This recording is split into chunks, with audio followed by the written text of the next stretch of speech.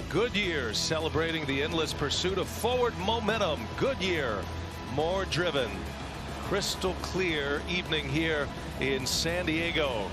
Perfect Tuesday night for the grand old game.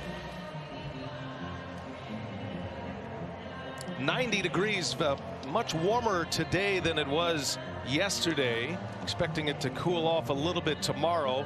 Most important thing, though, you see the shadows have already gone on by in this setting in the early evening in San Diego. It was a tough sun field yesterday. These hitters are happy to see that. Today's batting order presented by Geico. First for the Tampa Bay Rays, the visiting team for Game 3. Austin Meadows will lead off. Randy Arozarena moved up to second with Brandon Lau in the 3-hole. In the middle, it's Yandy Diaz, Joey Wendell, and Manuel Margot hit the big 3-run homer yesterday. Bottom 3, Kevin Kiermaier, Willy Adames, and Michael Perez gets a start for Zunino, his second start here in the San Diego portion. Jose Urquidy is on the mound, Ron Darling, and this is a guy with some pedigree. He's only 25 years of age, but he's pitched in some big moments, and he's got a big start here tonight for Houston. Big moments and lots of experience. 18 2/3 innings he's been on that mound. He really has to take the blueprint from McCullers yesterday. He has to have that changeup working early and often. And Jeff, the Astros make a change with their catcher as well. Dustin Garneau will be the battery mate for Urquidy. Yeah, getting the start. Dusty likes this combo here. Give Maldonado a little time off, so you'll see him getting his start tonight. Going around Bregman, Correa. Keep an eye out. Tuve, couple errors yesterday. Gurriel at first base, and then the outfield. Brantley in left, Springer in center, and Tucker gets a starting right. Astros normally an excellent defensive group. They were spotty yesterday. Those 2 errors by Altuve opened the door for the Rays. Jeff Nelson is the crew chief. He'll get the call behind the plate. That's Ted Barrett at first. Tim Timmons is the second base umpire in his 4th championship series. Over at third base, Lance Barksdale, and the 2 outfield umpires. You got Manny Gonzalez and John Tumpane. And all the pieces in place here, ready for Game 3, gents. We said it in last night's game, but John Tumpane with an outstanding effort behind the plate last night. Jeff Nelson, one of the best at calling balls and strikes. You know, the umpires, they grade those games. They said John Tumpane had a perfect game yesterday. About as close as you could. So here we go. First pitch of the ball game, swung on, fouled away. Meadows trying to ambush that first one from Urquidy, and away we go for Game number 3 of this American League Championship Series on a warm Tuesday night in Southern California. Meadows on the second one as well. A pop up, had a shift on, but no problem for Bregman, and that is how the night begins in San Diego. Brian, the night also begins without any sun, without any shadows from the light stanchions, maybe a little bit in short center field, but the hitters are fine today. Yeah, and I thought it was interesting listening to Dusty talking to us today. He said, I couldn't even see the ball off the bat in the dugout. He was asking guys where it was going. I mean, no offense, but Dusty's 71. but still, you get the point. I mean, you got your glasses on right now. I couldn't see either. I'll remember that when you turn 71. Here's Randy Arozarena. We would be remiss if we didn't get a Marine Layer report from you, Ron. What's the story? Because every player wants to know what the setting's going to be like. Perfect sun, Brian. Not till tomorrow. Drops 10 degrees tomorrow. It does change things for the hitters, right, Frenchie, when the Marine Layer's in. Absolutely. And 90 degrees. Ball could be jumping a little bit more than we've seen. These are 2 strike-throwing pitchers. Feels a little bit like a night for the offense as we get started. But, hey, you never know. Arozarena in the air, right center field. On the run is Springer, and he'll make the call and the catch as Tucker peeled off. Arozarena just missed it on the bat. 2 up and 2 down. You know, we've talked a lot about Urquidy in his last start. He gave up 4 solos, but towards the end of the year, he had 6 straight starts where he went 6 innings, gave up 2 earned runs or fewer. He was locked in at the end of the year. Yeah, tough one here. Tucker kept going over, and I think Springer finally was able to call him off. Tucker, good job giving way, but that ball kind of drifted on Springer. He knows who's boss out there in center field, kind of like you with Andrew Jones, right? Yep, get out of the way. All right, here's Brandon Lau, moved down into the 3 spot, and he jumps on the first pitch into left center field. Springer going gap to gap. That's a 6-pitch first inning for the strike throwing machine, Jose Urquidy. Now it's Ryan Yarborough's turn.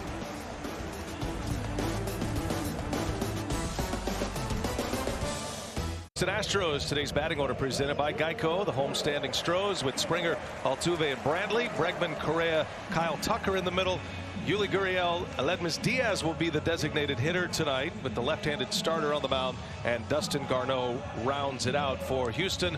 On the mound, he is not the bulk pitcher today, Ron. There is no opener. It's Ryan Yarborough from the jump. Yes, he gets his start. You were mentioning it in the open, Brian. He's the king of soft contact, and he does it usually with that cutting fastball into righties and change up away. Yarborough faces George Springer to start it. The Rays go in order quickly on a 6-pitch inning from Urquidy. And Yarborough, who is a strike thrower as well, must have good command to be successful here tonight. Doesn't have the overpowering stuff. Springer back in that leadoff spot. 27th consecutive postseason game as the leadoff man for the Houston Astros. Been a familiar right-in for whoever's managing the Astros. A.J. Hinch to Dusty Baker.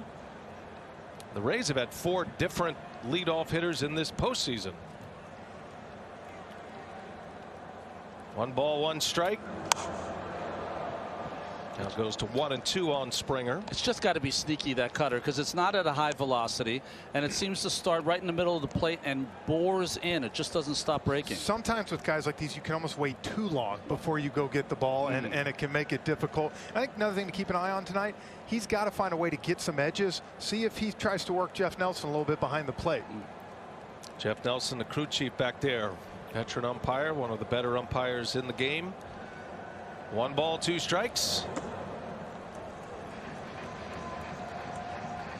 Crowd you in, soft away. We're going to see that against every right-hand hitter for the Astros as long as Yarborough's in the game. Yarborough has plenty of buildup in his arm. Kevin Cash telling us could easily get 100 pitches out of him. They rarely do, but he's available to do that, and he starts it with a strikeout. Yarborough K's George Springer to start his ALCS start in game 3. And we talked about how he misses the barrel of the bat. Measure that with exit velocity by the opponent. Take a look inside the numbers presented by DraftKings, and that tells a very interesting story for a guy who does not have overpowering stuff, but there's just enough wrinkle that he misses the sweet spot in the bat consistently, and he's done it for the last 3 years. Was the best in the majors this year, missing those barrels. Jose Altuve now. Well, this is the type of guy from these hitters for the Astros. As much as they love power, you almost have to take the approach of, we're going to try to hit singles up the middle to right field. And if anything happens, if you get out in front of a cutter, great. But if you try to get big on a guy like this, he's going to eat you alive all night. See, the shift is on for Altuve. 3 infielders on the left side. Both of these teams will shift quite often. There's a strike on the inside corner. Notice where these strikes are. That'll be a good test early, right, Ron? Yeah. Where the location of the strikes are for Yarborough, especially the called strikes early in counts. That was right on the edge. Multiple signs with no one on base. Just in case anyone's watching, Altuve turns one around deep left field, and it's gone. Jose Altuve with a home run. His 2nd home run of this championship series. Twice he has gone deep in the 1st inning, and the Astros strike first. Altuve's got 4 home runs in the postseason now. 1-0 Houston. Gets a pitch up in the zone here. Gotta keep it down if you're Yarborough here. Elevates it. Altuve absolutely hammers this ball to left field.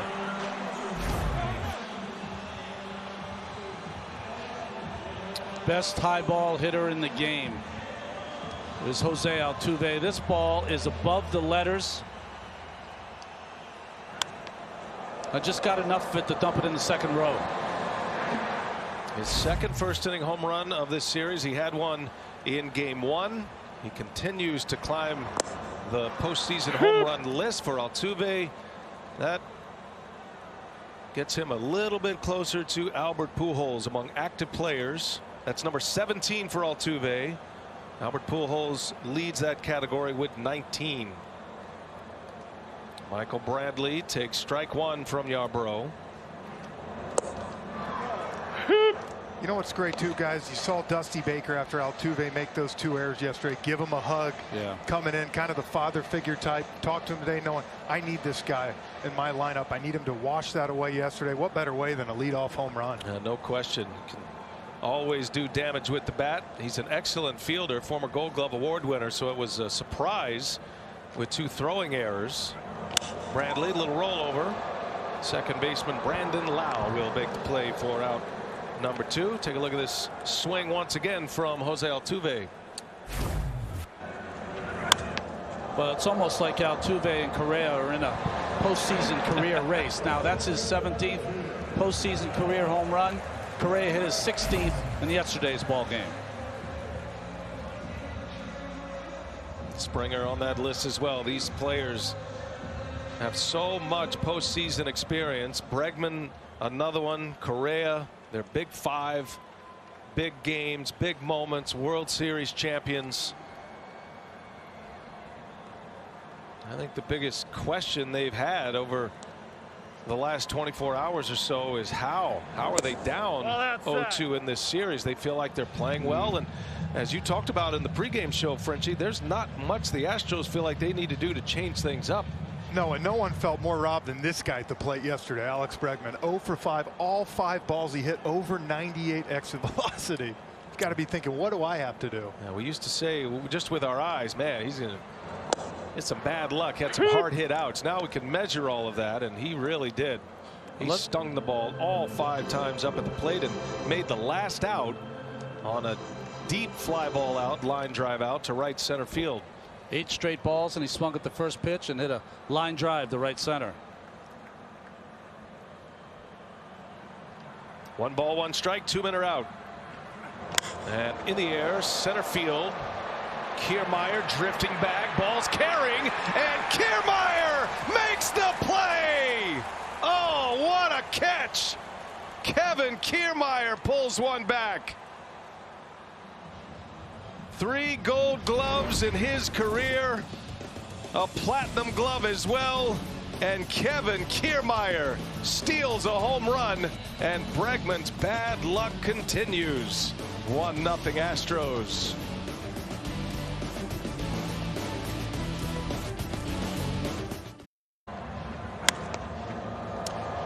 Looking back at last inning, the great catch by Kevin Kiermaier in center field. Look at that. I think what's hard too is you don't know where that cutout in the wall is, and he did a great job of getting back, realizing with his right hand where the wall was, and making a great catch to save a run. You know, on second look, maybe it's off the top of the wall. It doesn't look like it had quite enough carry to go out, but a terrific catch to end the inning. And the bigger story is the fact that Alex Bregman cannot buy a hit despite how well he is centering up on the baseball. Jose Urquidy right back to work. 2 quick pitches in there and a fly ball out. Yandy Diaz. Boy, the Rays are up there hacking, and already 4 outs recorded. You know, the way he went back in a diagonal line towards that wall, it ended up that warning track played longer than it usually does, and he maybe felt as though he was closer to the wall than he was.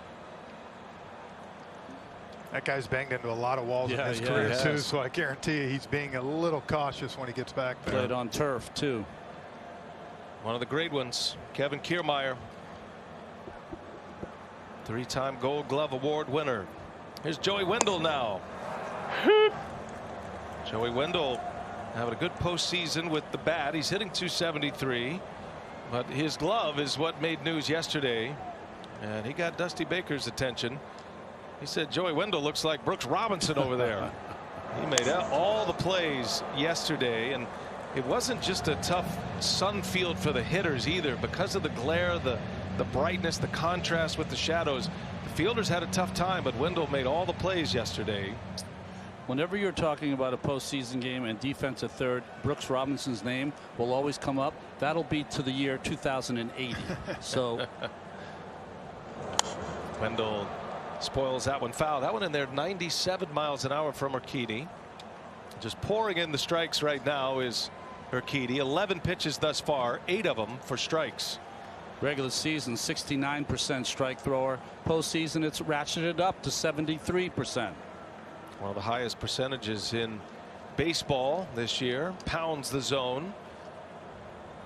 0-2 pitch, and that is fair, just inside the bag. It hits the sidewall down there, and that's going to hold Wendell to a single. That was well played out in left field by Bradley. Joey Wendell, he had been 0 for his last 9. He's got a base hit single here in the 2nd inning. A great piece of hit. Gets the ball out, smokes it right down the line, lets it get deep.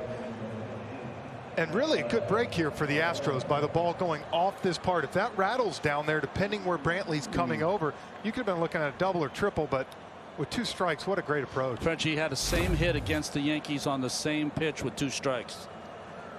Wendell is aboard, puts Urquidy in the stretch. Here is Manuel Margot. Well, he had a moment yesterday, 2 of them. First inning home run after the Altuve error, hit a 3-run blast. Proved to be the difference in the game, and then made one of the great catches of this postseason, putting his body on the line and crashing over that wall down the right field line. There goes Wendell, and a smash off the glove of Bregman. Wendell is going to turn and head to third, and it'll be 1st and 3rd for the Rays. That'll be a base hit for Manuel Margot, and the Rays have him at the corners now with 1 out. Well, yesterday you saw the Tampa Bay Rays pick everything at third base, and this ball hit right on the nose in between Hop. Bregman tries to play it off to the side. It gets by him, and Wendell takes advantage and the extra base. And I think one thing to pay attention, Wendell took off right there. Dusty Baker told us today with Garneau behind the plate, not Maldonado, they knew they might have to deal with the running game a little bit more. You saw it early today. So runners at the corners. 1 man out. Here is Kiermaier. Kiermaier always ready to swing at that first pitch. Margot can run too. Now Urquidy is very quick to the plate. He's their best, and it's one of the reasons Dusty Baker wanted to pair Garneau with Urquidy, trying to limit the running game as much as he could.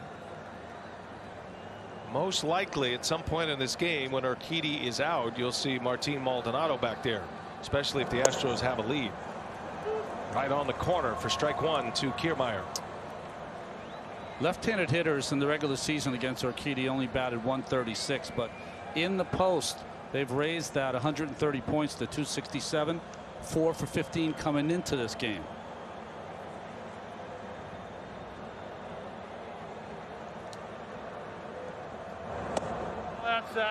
Now the Rays have almost done everything right this postseason, guys. One thing they've struggled with, 8 for 44, batting .182 with runners in scoring position.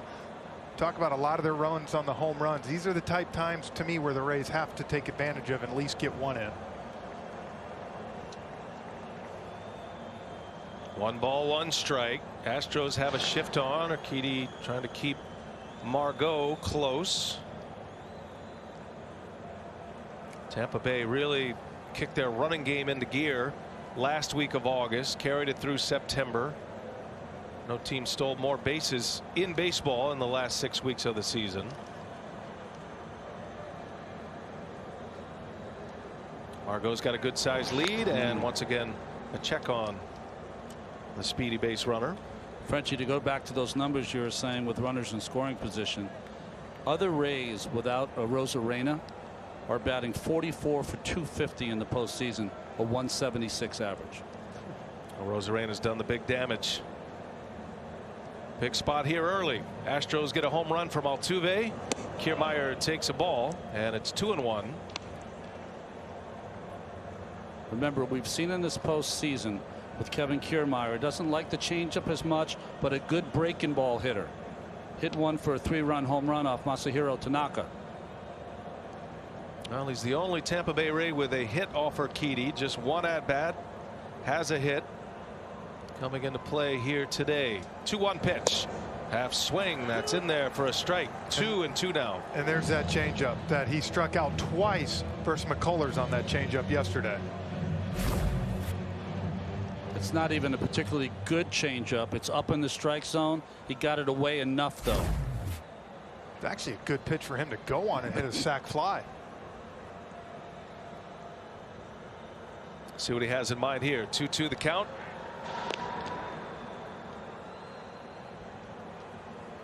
Urquidy allowed 4 home runs in the division series against the Athletics.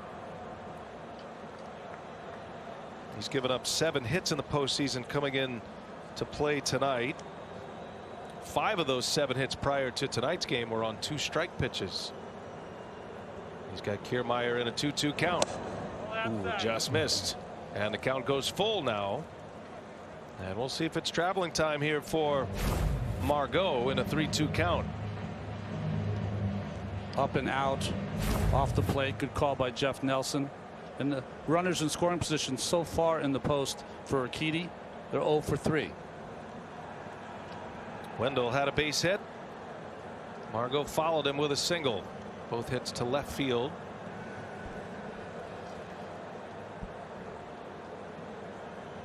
Rays the road team, their second at bat of the game, and threatening quickly here as Kiermaier swings and misses. Pulled the string on him again. And a strikeout for Urquidy. That's his first K of the night. Well, that's where Urquidy and Garneau just stayed with a scouting report. They did not make a change, and Kiermaier didn't either. Yeah, good job by Urquidy. Sometimes you try to trick a guy, say he's thinking changeup, I'm going to blow the fastballs. You said stuck to the scouting report early, and it paid off. Let's send it down to Lauren Shahade. She's got more on the Astros starter. I was just thinking back to Game 4 of last year's World Series, where 4 Cy Young contenders were spread between the 2 teams. Urquidy, the rookie at the time, gave him 5 shutout innings. He was poised, he was creative in his pitch sequences. It was Scherzer and Strasburg and Verlander and Cole. They were all incredible, but Urquidy held his own. Thanks, Lauren. I remember that distinctly last year. After all those big names that were starting in that series, everyone like, who's Urquidy? How's he going to get anybody out? And he pitched as well as anyone in that series. At age 24 last year, pitching in a World Series.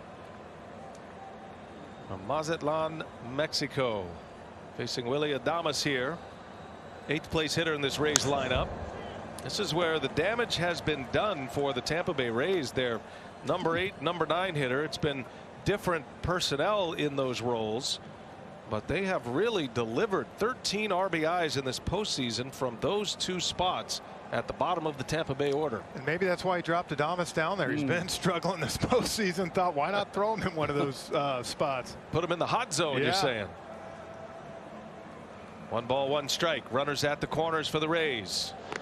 Well, Urquidy's doing a great job of keeping Margot close. Good, strong, quick move. Slide step to the plate.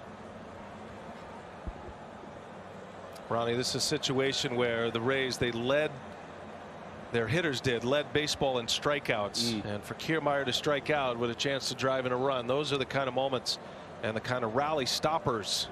Puts a lot of pressure on your hitters with 2 outs. Hey, listen, they're up 2-0 in this series. They have struck out 13 times in each game. Hard to believe.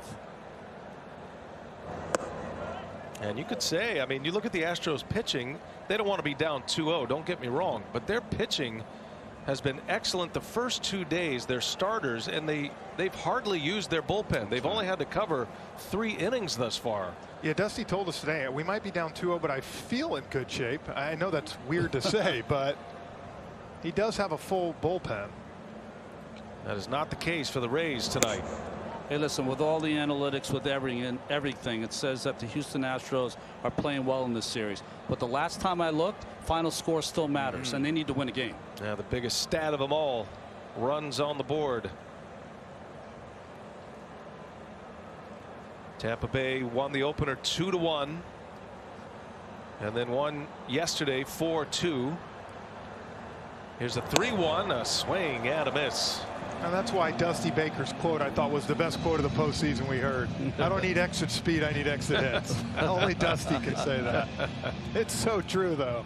Give me a blooper and a ribby. I noticed he changed his face mask here tonight, going for the rally mask here in Game 3. The other one didn't have any hits in it.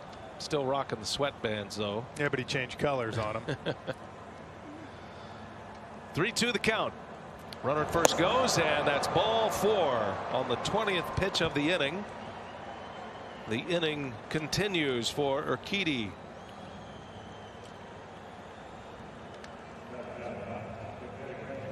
So they are loaded up. Wendell, Margot, and Adames on the bags now. Michael Zunino got the day off. He hit a big homer yesterday. He's been a big bat at the bottom of that order. Michael Perez will catch this game, and he's had an impact as well in this postseason. The meeting at the mound. Lone start in the division series. Perez was trying to bunt twice unsuccessfully, swung away 0-2 and launched one out of here against Chad Green. There's been 14 home runs by catchers in the postseason. That's the most since 11 in 2005. And not only that, he went opposite field. You know, and he's 2 for 2 with runners in scoring position. I'd have to say it was as shocking the second time I saw it as it was the first. And he'll step up with the bases loaded. Here's the shift for the Astros. And notable because that is Correa out in the grass, not Altuve, where Altuve committed the 2 errors yesterday. They made that switch late in the game yesterday, and Dusty Baker told us those two worked it out themselves. It had to be from Altuve. He's the captain out there. He probably told Correa, "You're the one in the grass this time around." The talk was he didn't really like the angle of that throw from deep in deep where Correa is playing now. Prefer that throw from second base. Little half swing, and he goes, and no balls, 2 strikes on Perez.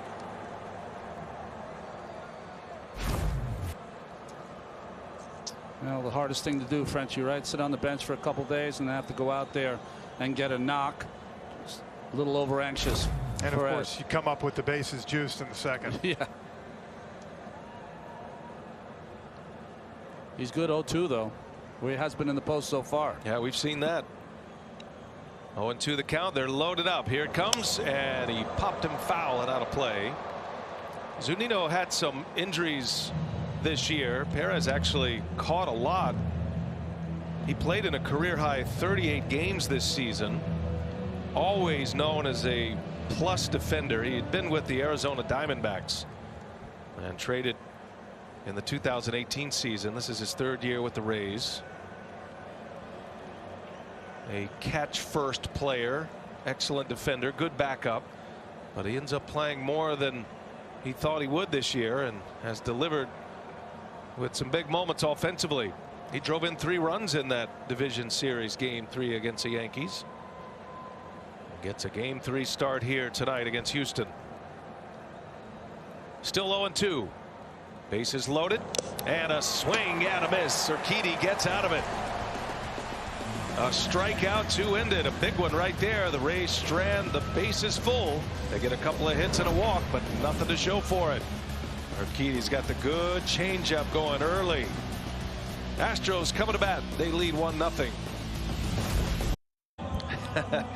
Get a little burn in, social distance style. Hey, clap or cheer for your favorite team during the postseason from home. MLB's Cheer at the Ballpark lets your team hear your excitement. MLB.com/cheer to join in. This great area around Petco Park in San Diego. Hotels, apartments, all these high rises, the condominiums. It's a beautiful setting. No one allowed in as of yet, but there are fans on the balconies all around us. Let's go Padres, of course. Padres had a great year here. Padre fever. San Diego making it to the postseason. They hosted the wild card series here as Correa takes strike 1. Padres beat the Cardinals in a thrilling 3-game wild card series and ultimately losing to the Dodgers. Yarbrough's 2nd inning. Half of his pitches in the 1st inning were the cut fastball. 14 pitches total, 7 of them cutters. And Jose Altuve hit one of those out. 1st inning home run for the Astros second baseman. 2 balls and a strike on Carlos Correa. Popped him up. Routine for Manuel Margot. And there is out number 1. Some Rays fans. This is a military community. You see fans from all over the world here. Whoever arrives here in San Diego. You played here, Jeff. This is one of the gyms in all of baseball. Well, it's a beautiful park, and then you put in the weather, what it is all the time here. And I agree, BA, for the Padres fans out here, the next 4 or 5 years for them is going to be exciting with that team. Great place for them to host this, though, for the bubble this year. Had the All-Star game here back in 2016. Giancarlo Stanton won the home run derby that year in this park. Here's Tucker now. Right down the middle for strike 1. Isn't it hilarious that the All-Star games, we can remember who won the home run hitting contest, have no idea what the score was and who won? No idea. I remember the uniforms, though, were awesome. You remember they wore the Padres? That's right. Those were cool. And then they finally went back to those brown unis here in San Diego. Big hit. Come on, Ron. You know chicks dig the long ball. That's right. I didn't know that. I think, who was the MVP that year? Wasn't that the, because he had all this Padre gear on? Eric Hosmer? Hosmer. That just popped in my mind. No, it did not. People. You had help. I got people for that. The great Doug Marino. 1 ball, 1 strike.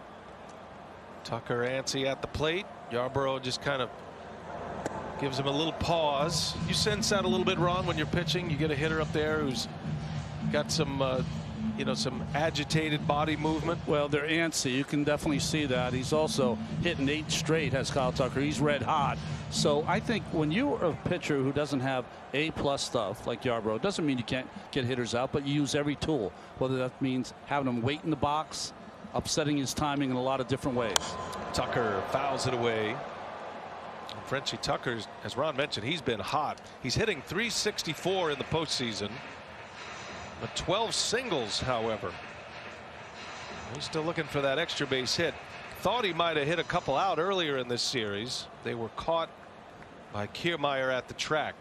He gave a ride to 2 good ones yesterday to dead center, both hit, but reason he's hitting .350, .360, he's spraying it everywhere, line to line.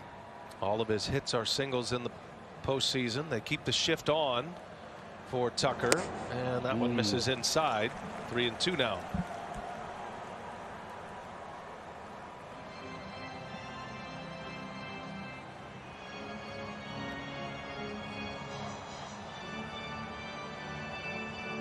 Bottom of the 2nd inning. Game 3 of this ALCS. Altuve with a homer in the 1st. 1 away for Kyle Tucker. And Yarborough with a payoff pitch.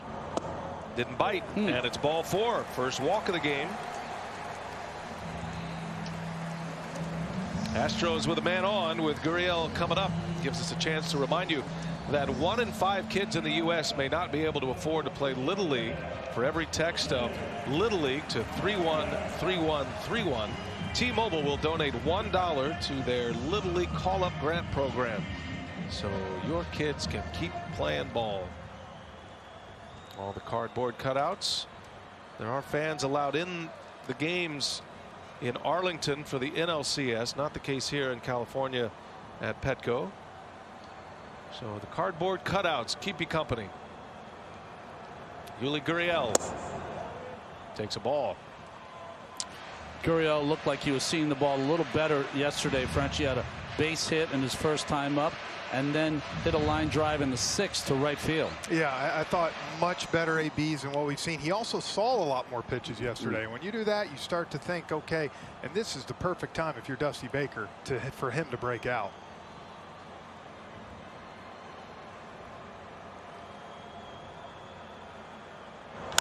On the ground foul.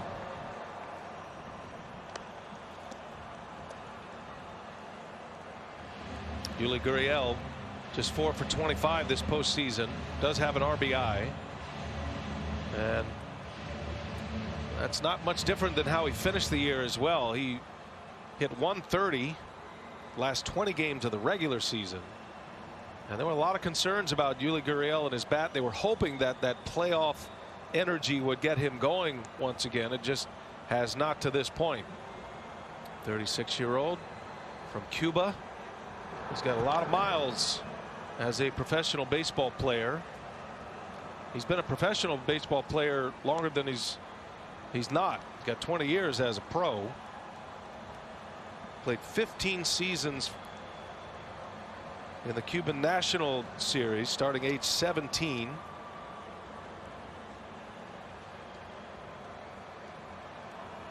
Now in his 20th professional season. He's got over 1,500 games played as a pro. The 1-1.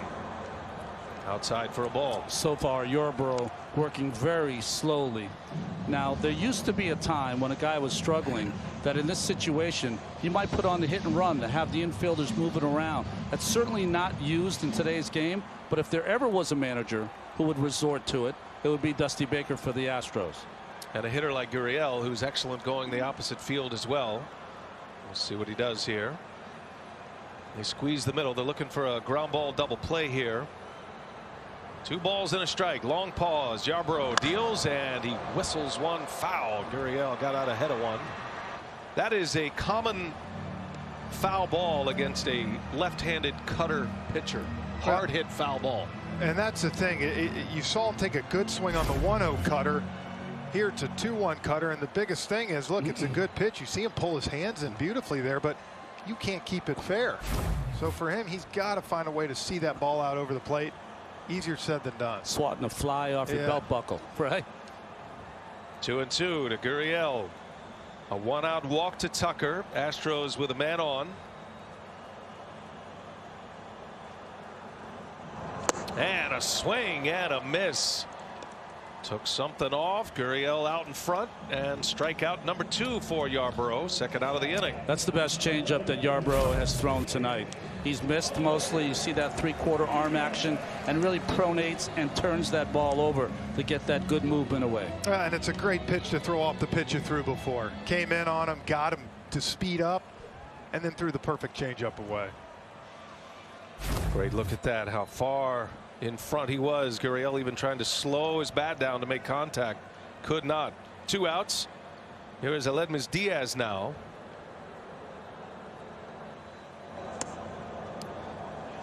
Cuba well represented here in this postseason matchup between the Astros and the Rays. Diaz also from Cuba. He's had a good run here in the postseason. 3 for 10. Rosarena, Yandy Diaz, and of course Gurriel, all hailing from the baseball hotbed of Cuba.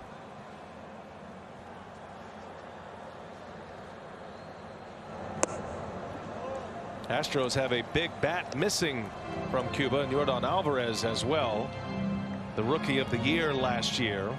It's a costly injuries, had knee problems, surgery on both knees, but a big bat that has not been with him.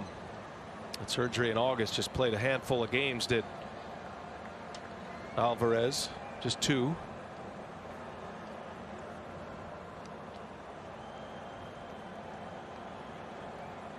One ball, 1 strike on Aledmys Diaz, and it misses in. 2-1.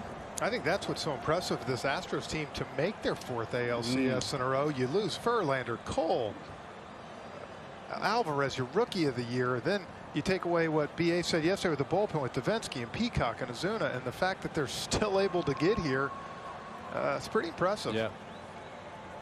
They've got a new crop of pitchers that have been pitching very well in this postseason, coming out of their excellent minor league farm system, the Astros. Both of these organizations have excellent developmental systems, great minor leagues, tons of prospects. James Click now running the Astros as their general manager. Houston hired him from the Tampa Bay Rays. He was a former Tampa Bay Rays VP of baseball ops as of last year. He was in the organization for 14 years, Brian. Started as an intern. There's a lot of connections between these two organizations. Diaz looks at one outside. Tampa Bay's general manager Eric Neander taking over his click left.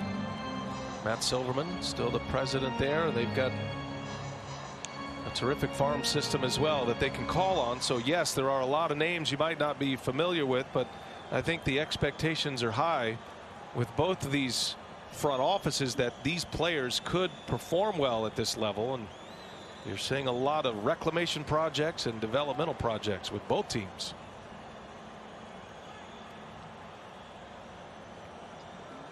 Three and one on Diaz. A swing and a miss. Took a huge rip. Got a good pitch to hit, and this is where Yarbrough has to be careful. When he gets ahead in the count, guys are in 214. When he gets behind, 379. Yeah. With that, when you're up 3-1, you can really zone in on that cutter, whether it's in or away, and kind of know 84 to 86 is his speed. When he gets ahead of you, though, and even back 3-2, now this is where it's tough because he can go a couple different ways to get you out. Well, he struck out Gurriel on the changeup. You got Dustin Garneau due next, the Astros catcher. See what Yarbrough has here. 3-2, 2 outs. Tucker at first will take off with the pitch. There he goes. And a little jam shot. That's going to fall. A base hit. On his way to third, Kyle Tucker. The Astros finally get one to fall. A little flare off the bat of Aledmys Diaz. His fourth hit of this postseason. And now the Astros with runners at the corners. Nice job of the Astros sending the runner Kyle Tucker. Even better at bat by Diaz, fighting off that tough cutter. And that's exactly where the exit velocity, you don't necessarily square it up against this guy like you want, but a good approach, stayed up the middle, and he got rewarded with the base hit. And somewhere Alex Bregman is saying, man, I got to do. Yeah. Another hit for Diaz. On his way to the mound is Kyle Snyder, the terrific pitching coach. Speaking of organization, longtime organizational man with the Rays, and going to take a moment here with his starting pitcher Ryan Yarbrough. You know,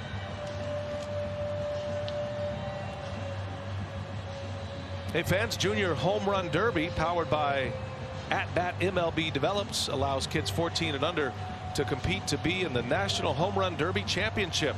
Sign up today to host a free competition in your local community. JRHRD.com.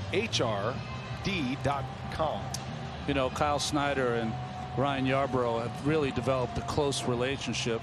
Yarbrough has said that he's helped him through some of the difficult times of, I want to be a starter, but it's better for the team if I pitch after the opener. And he's shown a lot of grace and humility in accepting whatever the Rays have asked of him. But Kyle Snyder has smoothed over those tough times.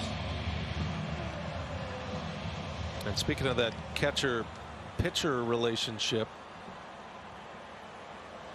Dustin Garneau gets a start today because of that relationship with the starter Urquidy. They work well together. Garneau in his first career postseason at bat. Runners at the corners with 2 outs. Well, we've had a lot of unsung heroes, as you talked about in the open already in this series. And Frenchie, a guy who had 6 hits all season long in 38 plate appearances, maybe he steps up. Well, and your team's 3 for 16 with runners in scoring position, 21 left on base. You want to make Dusty Baker happy for putting you in? This is a great chance. Big spot. Astros threatening here in the second inning. They lead 1-0. Garneau the catcher, a swing and a broken bat, foul ball. You'll notice there that was a changeup down and away. But Michael Perez behind the plate, he will give a location of high up in the zone, and then he'll sit down and get the changeup. He doesn't want to give anything away to these Astros hitters. Some catchers, when they call a high fastball, they'll sit up there, in my estimation, way too long, letting everyone know what pitch is coming. He doesn't do that. Plays a little possum, doesn't he, with the opposition. He is an excellent catcher. Notice how small he'll get behind the plate. Umpires get a great view when he is behind the plate for Tampa Bay. They've got 2 very good catchers, the Rays. Count is 0-2. Yarbrough trying to strand a pair here. Garneau trying to put the Astros with a little extra lead in the second inning. Did he go? He did not. Ted Barrett palms down. 1 ball, 2 strikes.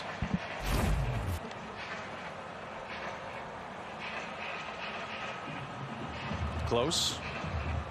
That's one of those could have gone either way. Yeah, and as a hitter here, if I'm him, I got to find a way to lay off that changeup.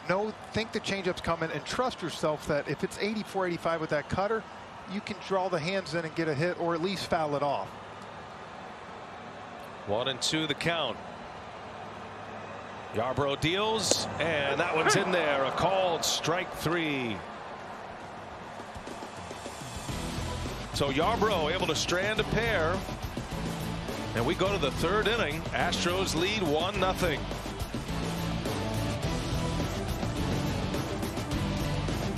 '20 American League Championship Series on TBS, presented by Geico. Jose Altuve with a 1st inning home run. Great catch by Kiermaier. Could have been more damage for the Astros in the 1st. Game 3 of this ALCS. 1-0 Houston. To the 3rd we go. The visiting Rays will start it with the top of their order. Austin Meadows will lead off. Randy Arozarena and then Brandon Lau. Urquidy at a high pitch count last inning, but able to strand the bases loaded. Struck out a pair last inning. Both of those Ks came on the changeup.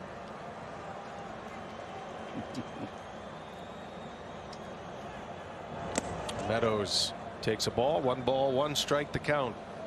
Guys, Meadows is to me going to come back next year and have a massive year. 33 home runs, 89 RBIs last year. Look, he got COVID back in July, missed some time, then a oblique. He's had a rough time staying out there.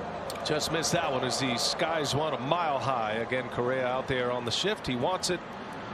And the shortstop across the other side makes a play for out number 1. One away for Randy Arozarena, been the breakout star of this postseason, and he's got a reason why. You guys check out those ostrich boots. That's full quill, man. Activating the power, he said on his Twitter handle, and he had the boots on just before BP. That's bold. That's when he became one of my favorite players right there. Rocking the BP boots. Those are nice. The Vaquero. You can't do any wrong right now. Randy Arozarena. He was with the Cardinals last year in the postseason on their roster. Signed with the Cardinals. He spent a year in Mexico playing in the Mexican League after he defected from Cuba. Tragic loss of his father. He knew he had to take a chance to continue a baseball career. He was a soccer player. Matter of fact, his brother is a professional soccer goalkeeper. But he came to baseball late, found a knack for it. Defected from Cuba, ended up in Mexico, and then ended up signing with the Cardinals all the way to the big leagues for them last couple of years, and then on a postseason roster. Probably most famous for his IG Live recording of Mike Schilt after the Cardinals won their series against the Atlanta Braves, and Schilt had a profanity-laced celebration, and it was Arozarena who was rolling on that whole scene there. He had no idea what his manager was saying, so he thought it was just all in good fun, but no truth to the rumor the Cardinals traded him away for that. I just want to be out there. There's no IGing with our group either. No right? IG Lives. Only Lauren's in charge of that, but she's down there with the cool kids in Tier 1. No, so we don't have to worry about that. If there were me, Ron, we'd be fired. 2-2 the count. That ball's hit hard left field line. That is fair, and to the wall. It hits off the wall, and Arozarena stays hot. Well, it just feels like he can cover everything right now. It's a double with 1 away, and the Rays put the tying run on here.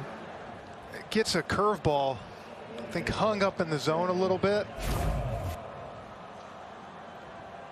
And good job, got him out in front, but he went and got it, and right now he's seeing everything. We had Willie Adames on the mic, and he said that Arozarena, when he goes to the plate, he thinks fastball, oh, maybe curve, and that's kind of how he hit that ball there. He keeps hitting like that, he's going to have a boot deal and get as many as he wants. That's right. Probably already got one lined up. Urquidy mad at himself. Double for Arozarena. He's at second for Brandon Lau. This is a flip-flop in the Rays order. Kevin Cash, you know, it'd be interesting to find out why he didn't want to give that up today, but Lau hitting behind Arozarena, just maybe something to change it up for Lau, who's really been struggling. Been their best hitter all year, has been unable to get going in the postseason, and rolls over that one. Correa makes a play for the out. Arozarena will go to third base. One thing Lau's doing is wearing a microphone for us, trying to change his luck. Let's listen in inside tracks. I'm trying to incriminate you. I'm not. It's a wire. Are you ready? Now you don't want to talk? Now you don't want to talk to me? I wish I had a camera. I knew something weird was going on. What, when I leaned next to you and pulled my jersey towards you, you didn't catch that? I didn't see that. Oh my gosh. I knew something weird was going on. There's only one thing to keep Willy Adames quiet, and that's to get a hot mic near him. But Willie wore the microphone for us earlier in this postseason as well. We appreciate Brandon doing that, and these guys are willing to take you inside. And that's why Kevin Cash loves him. 3 for 36 this postseason, but still good attitude, knows his team's winning. And look, he's too good. He's gonna hit. 2 outs, runner at third. Here is Yandy Diaz. Another member of the Cuban connection here with Diaz. Arozarena at third. Diaz is 2 for 10 here. 2 outs, runners in scoring position in the season. He's a very tough at bat. He's had very few hits, but sees a lot of pitches, gets deep into counts, and he rips out into right field, and that's going to be run down by Tucker. Had him well positioned, playing deep, line drive out. Inning is over. Urquidy works around a 1-out double.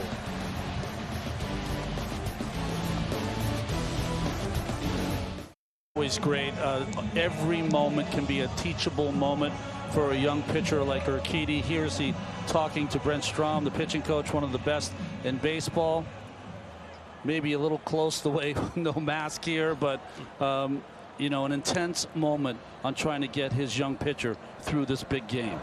Springer on the first pitch, down the left field line. Arozarena is there. Springer pounced on the first one, hit it hard. A line drive out. Between innings, Lauren had a chance to visit with the Rays skipper, Kevin Cash. Kevin, hard contact. What have you seen from your lineup so far? Well, swing the bat's good. Yandy just lined out right there. That's what you want. You know, they've hit some balls hard as well, and we got to get him to fall for us. How's Ryan's location? It's been all right. I think we need to see him get in a better rhythm. He's totally capable of doing that. Started off this inning. Thanks for the time, Kevin. Yep. Thank you, Lauren. And I agree. Look, they've hit some balls hard tonight. Yandy with the last one, so they're actually giving themselves opportunities tonight. Haven't found a hole yet. Altuve shows bunt, takes a ball. Ronnie, I want to get back to that image that you showed us with Brent Strom.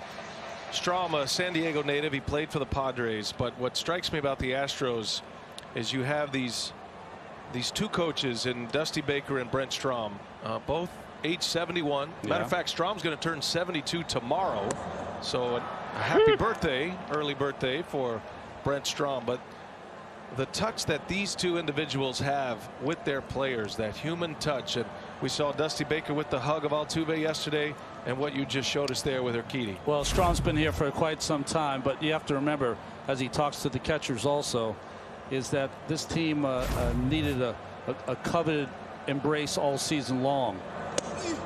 Considering all the noise and stuff that was going to be around this ball club all season long, it's those veteran type people that sometimes can help you through uncomfortable times.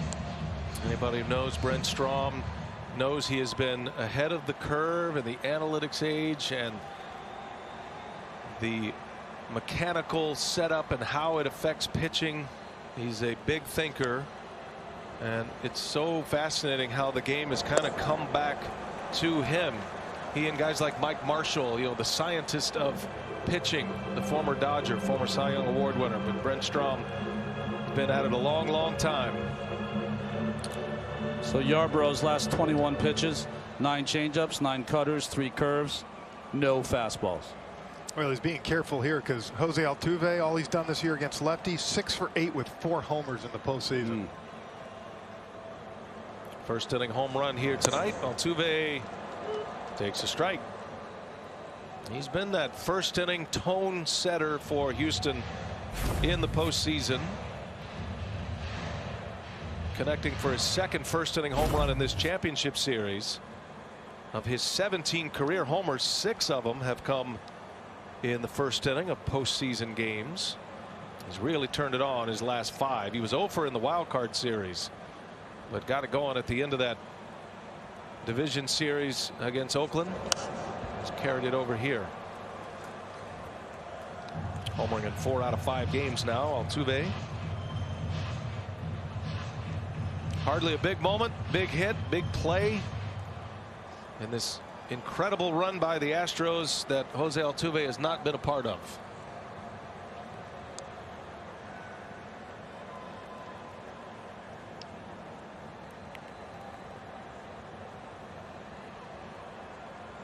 Full count with 1 away.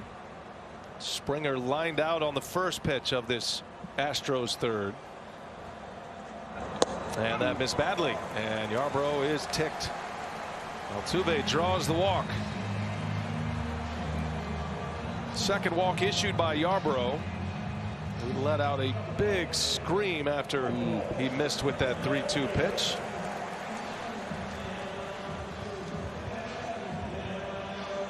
This is one of the most formidable lineups in baseball. They didn't hit much this year, the Astros, but they have certainly turned it on in this postseason.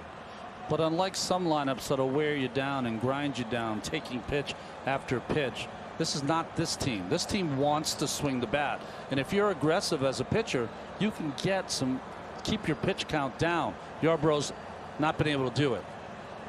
Yeah, not the Yankees lineup, right? No. Yankees lineup is formidable, but they grind at bats, get deep pitch counts. Dodgers lineup in this postseason is like that. And they're going to take their strikeouts. So where this team's more putting the ball in play. So as you said, Ron, you have the opportunity to get outs quicker, but you also, if you miss your spot, they're going to make you pay. Atlanta is a lineup that wants to swing the bat. Michael Brantley with Altuve at first. He bounced out to second base his last time up, did Brantley. And Yarbrough's hoping for a ground ball here. Boy, that didn't miss by much. Looked like it was a missed call, but didn't get the one he wanted. Yarbrough inside the numbers, presented by DraftKings. Times through the lineup as a starting pitcher. Yarbrough, he's been the bulk pitcher after the opener, so he doesn't have many innings going third time through. Second time through is where the Astros are currently. 2 hits and a walk first time through the batting order, and a run. Brantley takes a strike.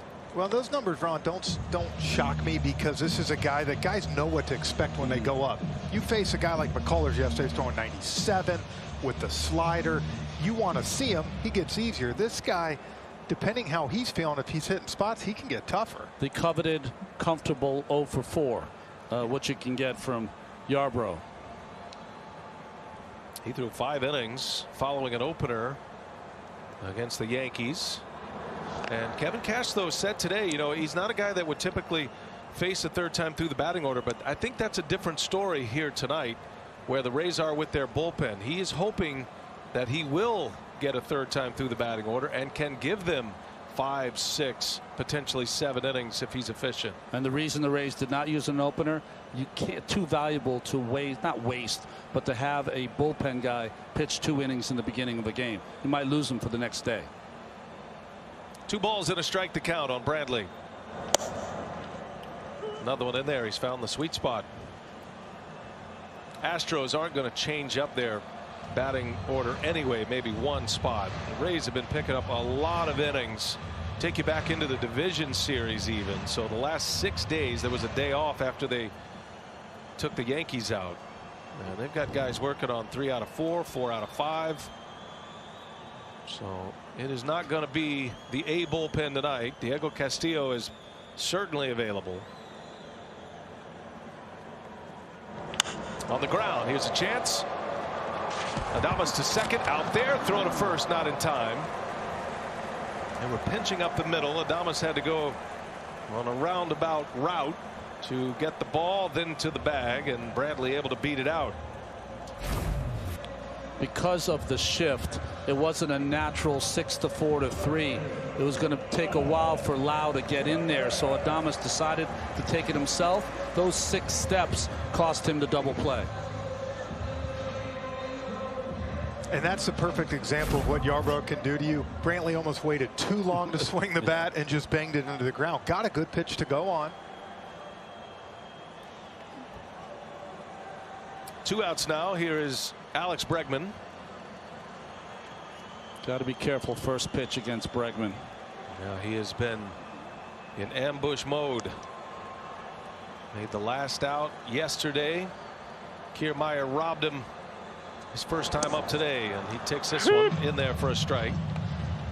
They're trying to gauge if that was going to go out or not. It looked like it was probably going to hit the top of the wall, maybe a foot below it. Kiermaier with a leap and a catch, a brilliant catch to end the inning in the first.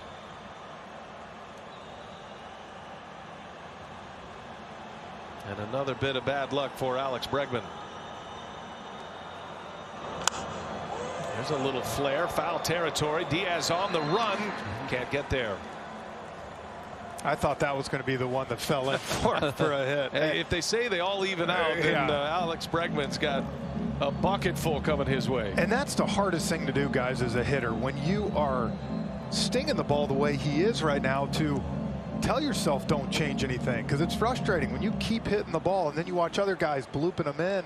Is tell yourself, I am a good spot, stay right there. And you know, Bregman's been around long enough. I think that he's the type of guy that'll do that, but tough. Well, in the regular season, it will come around, but you can run out of time here. Yeah, no question.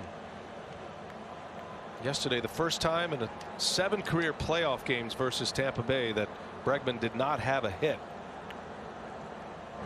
And I would venture to say had more line drives and hard hit balls in that game yesterday than in any game against the Tampa Bay Rays. It is hard to have 5 batted balls over 98 miles an hour of exit velocity and not come away with a single hit. Saw Charlie Morton in there. He pitched the Rays to a win yesterday. His 4th as a Ray and 4 starts in the postseason last 2 years. 1-2, half swing. Did he go? Did not. Ted Barrett says he checked it, and now it's 2-2. I thought he went from up here in the booth. Frenchie, what do you think? I did too. That's why I looked at you right when it. No, he did not go. I was wrong. Good call by Ted Barrett. I'll say this too. Bregman's got strong hands. Yeah. He is able to stop that bat. 2 outs, runner at first. Bradley reached on a fielder's choice. Yarbrough deals a 2-2 right off the end of the bat. Got him in swing mode that time. It's that backdoor cutter. He immediately turned around, Bregman, and asked the home plate umpire, Jeff Nelson, was that a strike? And he's switching up his approach a little bit to these right-handed hitters. Early on, we saw him really coming in with that cutter, starting to stay away, change up, and even that backdoor cutter. Carlos Correa due next. Bregman would love to give him an at-bat in this inning. Astros lead on a first inning Altuve homer. 2-2. Yarbrough to Bregman. And that hit him. So the cutter comes in on Bregman. Hit by the 2-2 pitch. And now 2 men aboard with 2 away.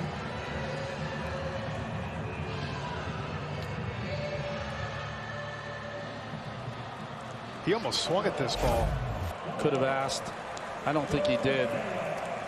Hit him right in the back forearm. Well, certainly no swing. That would have negated the hit by pitch had he swung. Instead, Yarbrough will start over here with 2 outs.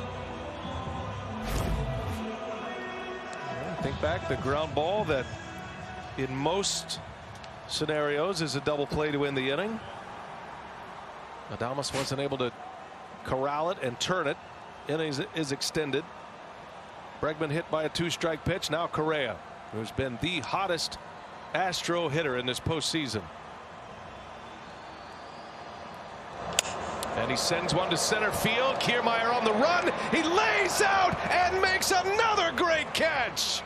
Oh my goodness. Kevin Kiermaier. What a play. As good as it gets right there. Not one but two today for Kevin Kiermaier. Wow. Inning is over. Still 1-0 Astros.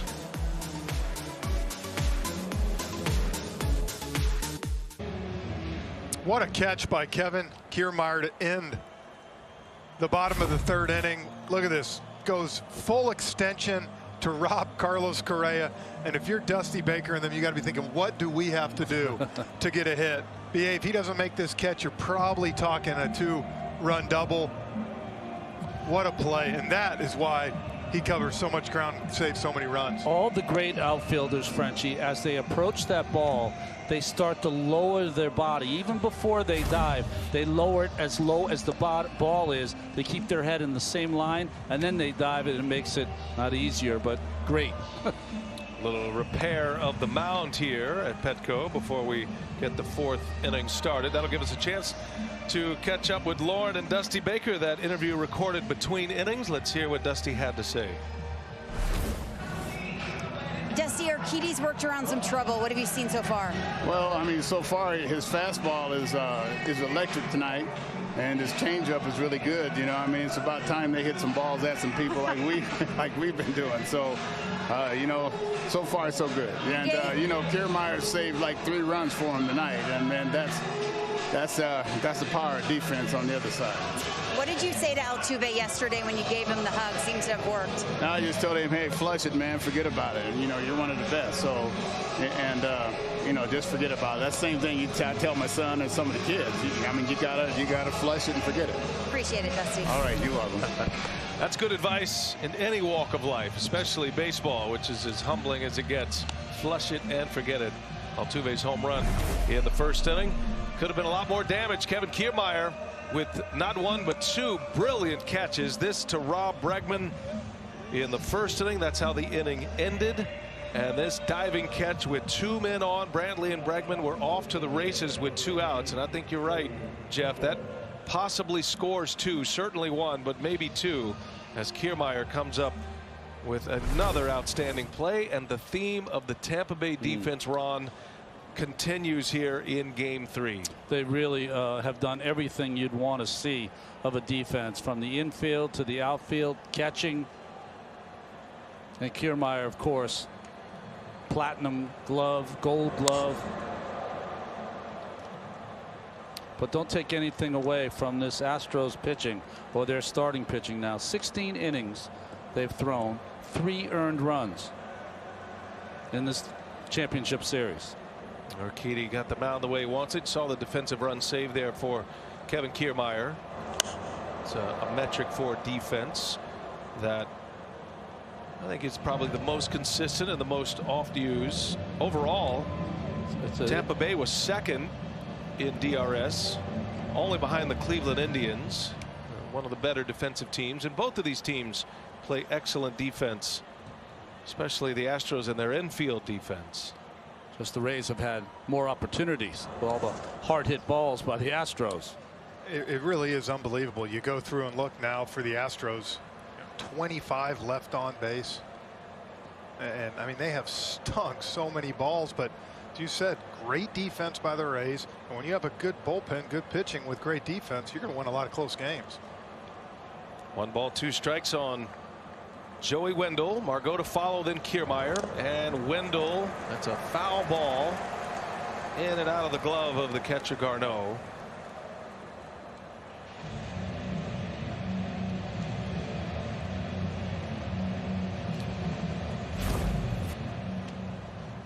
Just got a piece. No skill involved for a catcher there. It's either in your glove or not. 1-2 on the ground. Altuve makes the play. Joey Wendell is retired. One away in this fourth inning.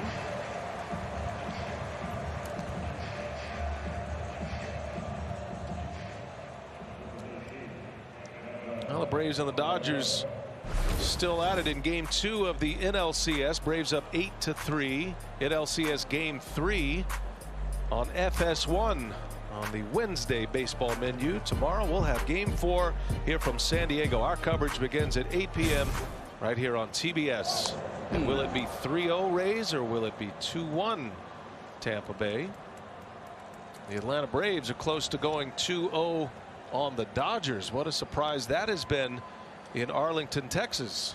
It's a surprise unless you were watching the Braves all season long. They really have an outstanding team. But to have a rookie, Ian Anderson, go out there today, throw the way he did. And plus, with Clayton Kershaw going down and not knowing if he's going to even pitch in the series. If only we knew somebody who watched the Braves play every day. That's why I said it. Where do you get him from? It's a young, exciting team. But like you said there, game 4, it's a bullpen game for them. So still a lot of work to be done. But that offense has been great. Strikeout. Down goes Margot. So Urquidy's come back. 2 up, 2 down.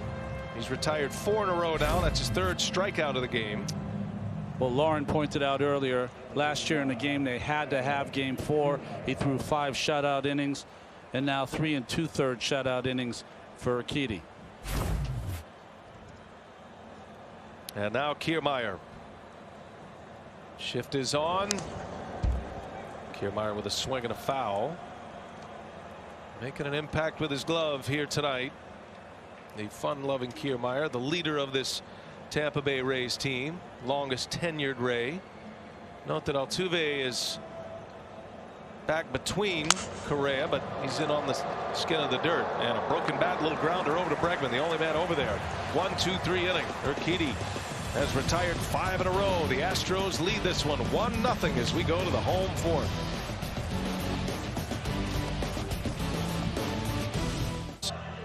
Of the miniseries Field of Dreams, that's tonight.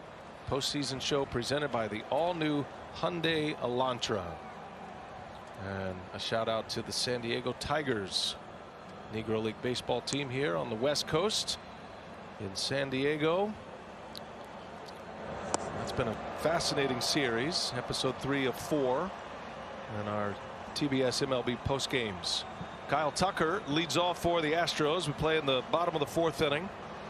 Houston, the home team here in game 3. Tucker, Gurriel, and Aledmys Diaz against Ryan Yarbrough. Yarbrough needs a quick inning. Hasn't really gotten into any kind of tempo so far in this game. And yet just 1 run on the board. And some spectacular defense once again for the Rays. 2 turned in tonight by Kevin Kiermaier.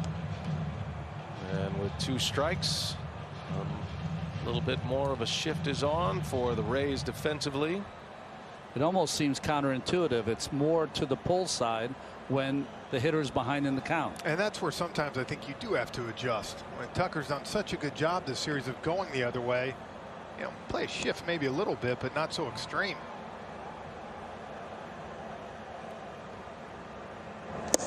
Oh, no.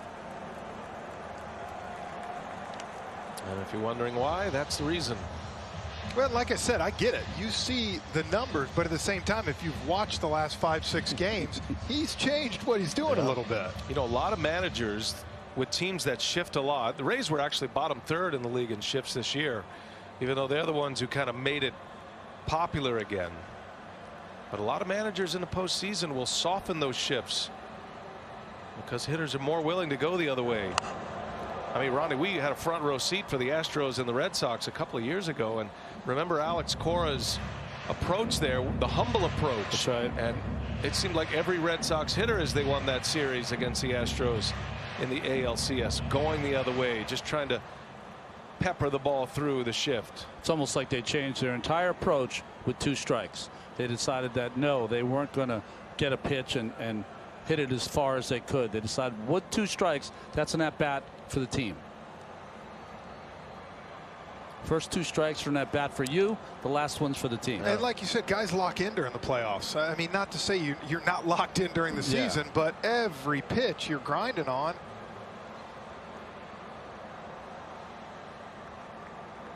Tucker, former Astros first rounder. He and Bregman in that same draft in 2015, top 5 picks. That was the year the Astros had 2 picks in the top 5. Remember, they did not sign their top pick from the year before, Brady Aiken. So they got Bregman at number 2 and they picked Tucker at number 5. I would say that was a pretty good job. Dansby Swanson was the number 1 overall pick that year. In the postseason with the Atlanta Braves, he was drafted by the Diamondbacks in 15. 15 was a huge year for Houston in their player development. Tucker tries to go the other way, but a man is there as Wendell, the third baseman over on the shift, makes a play for the out, 1 away. That brings up Yuli Gurriel. Got a couple of Cubans coming up, and Gurriel and Aledmys Diaz. And Lauren, there is that great Cuban connection in this series. Indeed, there is. Yandy and Aledmys on different teams in this series, but they played on the same club growing up, Villa Clara, for 3 seasons in Cuba's top league. At the same time, Yuli was playing for his legendary father, Lourdes Sr., who was managing a different club, the Gurriel name, by the way, Royalty in Cuba. And Randy Arozarena was a 15-year-old kid at the time. The international game of baseball, and these players, that is no easy decision to leave Cuba, to defect, leave your family. Many cut off from their families. And Gurriel had, Lauren mentioned, one of the most famous names in Cuban baseball history. Dusty Baker said they've activated Lourdes Gurriel for some hitting advice. They've actually, as Yuli has struggled here, they've tried to get him back connected with his son. He said, hey, he knows his son swing better than anybody. That's the truth. You watch him forever. He's got so much knowledge of the game. Why wouldn't you do that? Same thing with his brother in Toronto. Yarbrough deals, and a strike to Yuli Gurriel. 2-1 the count now.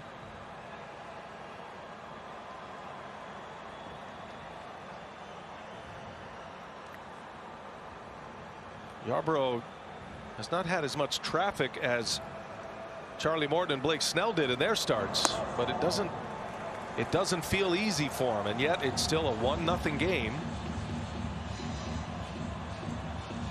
Charlie Morton yesterday went 5 innings of shutout ball. The line looks good, but there was activity in every inning. Surrendered 5 hits and a walk. Blake Snell went 5 innings, 6 hits in game 1. Gurriel pops it up, shallow center field. Long run for Kiermaier, and he's there to make the play. Out number 2. Some Cuban-born legends in the major leagues with our Cuban connection here. Of course, Tony O, one of the all-time greats, made his debut in the early 60s. El Tiante, mi amigo, Tony Perez. And there's Livan Hernandez. Livan and his brother El Duque made a splash in the postseason. Livan for the Marlins, El Duque for the Yankees. Just some of the names that have had an impact not only in Major League Baseball, but in Major League Baseball's postseasons.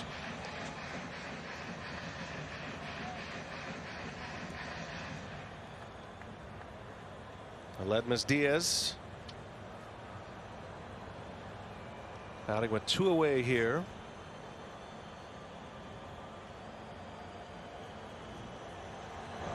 And a swing and a miss. He was way out in front of that one. Diaz swinging a good bat, and that's why Dusty's got him back in there tonight. We saw him get a big hit last night off Anderson in the 9th inning. Aledmys singled his last time up. 4 hits now this postseason. And did he go? They'll ask, and yes, he did. It's a strikeout. And the best inning yet for Ryan Yarbrough. 3 up, 3 down, retires the Astros in order. 4 in the books in game 3. 1-0 Houston. It might be like the same thing McCullers had yesterday. 'Cause yesterday, McCullers didn't throw his curveball, but like threw it to me twice. Well, that's Brandon Lau, who's wearing a mic, and of course he studies the pitchers as much as anyone on the Rays. But in that game against the A's, Urquidy gave up 4 solo home runs and didn't use his changeup, used his curveball a lot early, got himself into trouble. So coming into this game, Dusty Baker told us that he had to throw his changeup more. He has, which has surprised Lowe. Urquidy facing Adames to start this 5th inning. Adames, Perez, then back to the top of the order with Austin Meadows. Urquidy's retired 5 in a row after the double by Arozarena. It's only been 5 hits in this game, Frenchie. 3 by the Rays and the 1 extra base hit, the double from Arozarena with 1 out in the 3rd. Astros with just 2 hits, the home run from Altuve in the 1st inning, and Diaz's single in the 2nd. Longer this stays close, though, pressure on the Astros, not on the team that's leading 2-0 in the series. Urquidy, as you said, got hurt by that off speed. 3 or 4 of those home runs off that curveball. Adames sends it high in the air to center field. He got good wood on it, but under it just a tick, and Springer will make the play for out number 1. The MLB postseason on TBS is brought to you by Roman, the digital health clinic for men. By Skillet Based Skillet Taco, only at Taco Bell. And by Ram, built to serve. Petco Park, San Diego, the site of the American League postseason this year. And the ALCS Game 3, we welcome all of those coming over from FS1. As the Atlanta Braves beat the Los Angeles Dodgers 8-7 here in San Diego. It's the Astros 1-0. A Jose Altuve 1st inning home run as the Stros on top.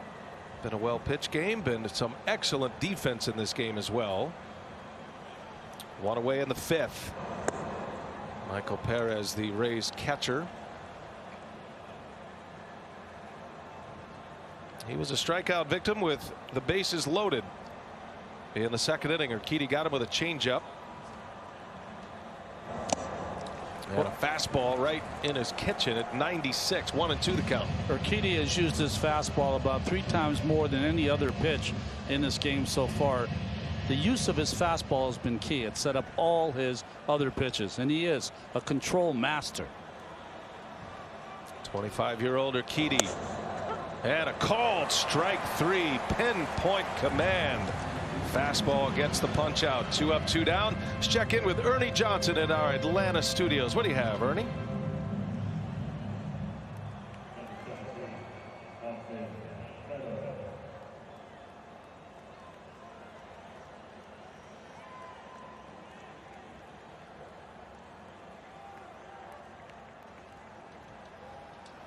All right, thanks, Ernie. What a run for the Atlanta Braves, and with the Nationals out this year, 20th consecutive season without a repeat World Series champion. Longest streak in North American sports history. It'll be somebody new hoisting that World Series trophy when this is all over, as Meadows fouls one back. Our camera and sound guys won't win any Gold Gloves, I'll tell you that right now. Great camera operators, very poor play. hands. Poor hands. Our man Corey over here. And Ron, you said it. For him, all season when he was at his best, it was getting ahead with that fastball. And as a hitter, if you show enough fastballs and then you rely on the off speed only when you need it, you don't let the guy see it much, and that's when it's effective. You heard Brandon Lau mic'd up tonight, kind of going through the sequencing. Meadows in the air to center. Another high fly ball, mile in the air, and Springer makes the play. 1-2-3 inning. Tell you what, Jose Urquidy has given the Astros another gem in the postseason. We saw it in the World Series last year. He's rolling right now as we go to the bottom of the 5th.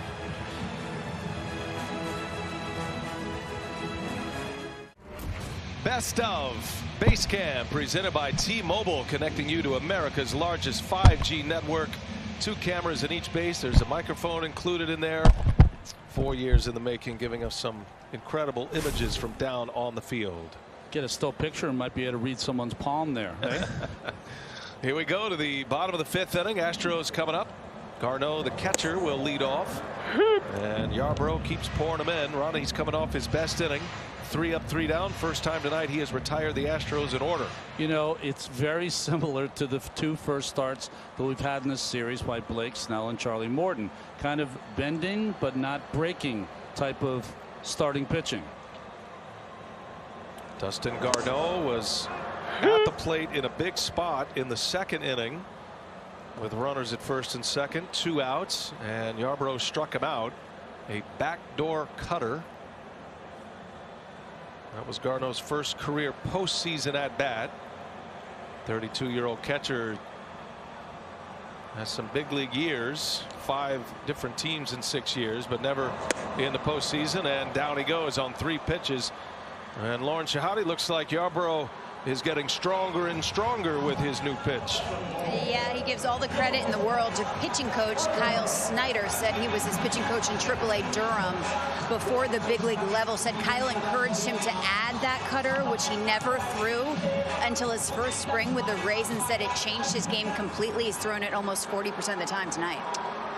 You know, listen, every hitter is brought up and taught in the minor leagues that you get geared for the fastball and you react to any other pitch.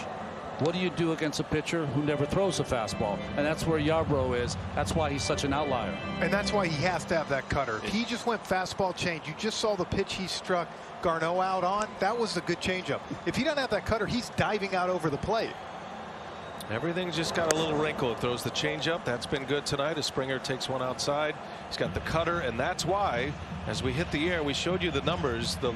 On average, the lowest exit velocity off the opponent's bats this year in the majors from Ryan Yarbrough. Does not have the overpowering fastball, but hitters just don't square him up that often. Springer, 3rd at bat against him. The 1-1 in the air, right field, falling fast, but Margot, the speedy right fielder, makes the play for out number 2. And the ironic thing for Yarbrough is that he really wants to be a starter. But as their bulk innings guy after an opener, that's where he's done his best work. He's 25-3 in 48 games in relief. And you know, many of those are as the bulk inning guy after an opener. As a starter this year, 0-4. It's interesting too, and tonight he does get the start, and Kevin Cash saying he really doesn't have an option as an opener tonight, and it doesn't really matter against the Astros. They're not going to change their lineup.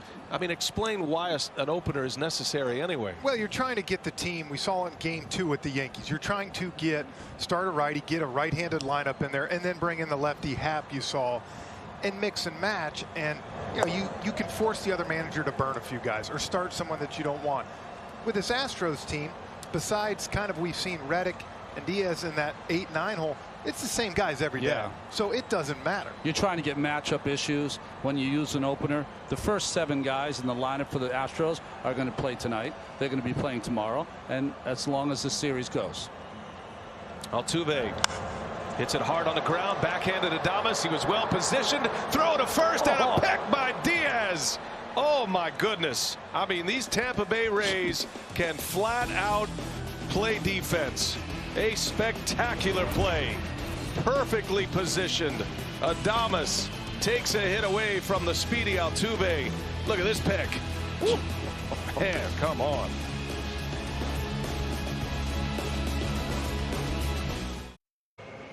One nothing Astros lead it. We head to the 6th inning, and the Rays defense continues to shine brightly. Kiermaier at the wall, took one away from Alex Bregman, at least off the top of the wall. And the diving catch by Kiermaier was a huge one. Maybe saves 2 errors. That was in the 3rd. And then Adames just perfectly positioned. Cannot believe how long that throw is, and a strong arm over to first with the Diaz pick. It's one of the longest throws an infielder will have. And Adames has been on top of his defensive game as well in this series. So it's 1-0 Houston. Randy Arozarena starts this 6th inning, hitting out of the 2 spot in the order.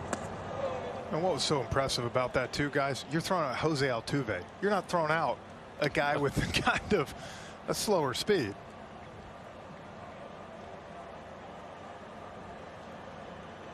Altuve hit the 1st inning homer.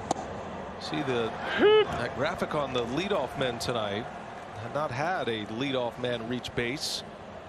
The last 10 Rays have been retired. But this is a guy they like leading off. He got hot in the month of September, came out of nowhere. Randy Arozarena.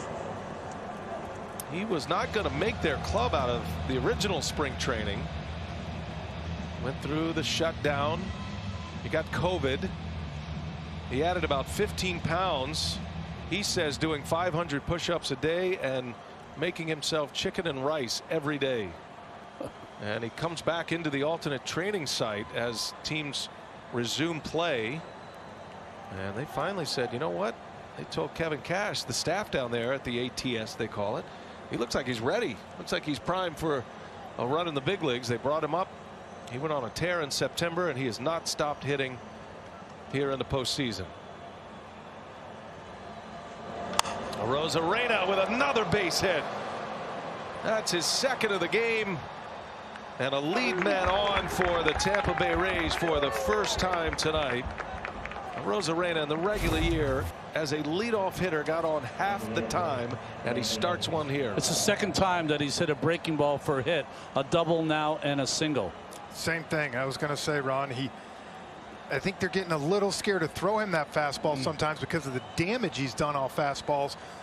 But look, right now, fastball, curveball, it doesn't matter. Well, Brent Strom's going to go out to talk to his pitcher. That's going to give their relief staff a chance to get loose. And they've got someone getting hot now. It's hard to even think that, huh, Brian, because of the way Urquidy's been pitching. And think about the previous game starters for the Astros. Yesterday, Lance McCullers went 7, struck out 11. In game 1, Framber Valdez was outstanding, 6 innings, struck out 8. Both of those pitchers took the L in the first 2 games of this series, and right now Urquidy is on top, but this is a very tricky spot here if you're Dusty Baker. Starting pitchers have thrown 18 innings for the Astros in this series, given up 3 earned runs. 3 earned runs. And you heard Dusty say before the game, this is a game 7. We have to have this game. So like I said, he's going to manage this a little different than maybe if they were up 4-0 right now. See what the starters have done thus far. Urquidy's still going. Paredes getting loose, the hard throwing right-hander. And you figure maybe 1 batter, maybe 2. But a decision is coming shortly. Here's Brandon Lau. Runner at first. Arozarena is a threat to run. That's probably got Dusty Baker as nervous as anything right here. He was concerned about the running game. Garneau not the thrower behind the plate that Maldonado is. Shift is on. And Lau takes a ball inside. And it's interesting, if you got Lau at the top of his game, which means he was the best hitter for the Rays all season long, you wouldn't even think of stealing here. Give him a chance to hit the ball out of the park. But a struggling hitter. Let's see what they do. Lau led the Rays in homers this year. He had 14 in the truncated season. Led all second basemen in home runs this season, Brandon Lau. Inside the Numbers presented by DraftKings. Excellent when it gets 3rd time through. That makes sense. You got your best stuff if you're allowed to pitch 3rd time through, and opponent batting average of 174. Defensive swing right there. Didn't mean to do it, and it's 1-1. So guys, right here, this is when a guy's struggling to me. You see the shift. Lau, this is a perfect chance for him to see it deep in the zone, do whatever he's got to do to hit a line drive to left field. We've seen Tucker do it, but you don't hit like he does, lead the team and all this stuff if you can't handle the bat. So this kid can handle the bat. To me, here's a good opportunity for him to get something going. Lau pulls one into that shift. Throw to second and a bad throw. Altuve throws it into left field, and another throwing error. Jose Altuve is having such a difficult time.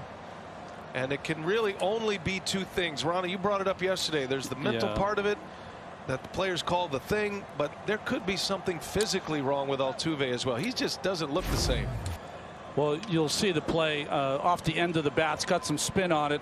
This is the right play. You got to go and get the lead out. So he made the proper choice. And I felt awful yesterday when I said he might have the thing and having some trouble concentrating on throwing, but it certainly might be an injury, and his arm might be a little short right now, but it's one of those things. He is in a lonely place right now, and that's going to be it. Dusty Baker has no choice. Nobody feels worse than Jose Altuve right now. The third error of the series, an error yesterday in the first inning, led to a 3-run homer. And now the Rays with 2 on, nobody out. Chance for Tampa Bay. And it's going to be Paredes coming out of the Astros bullpen. We'll set him up when we continue.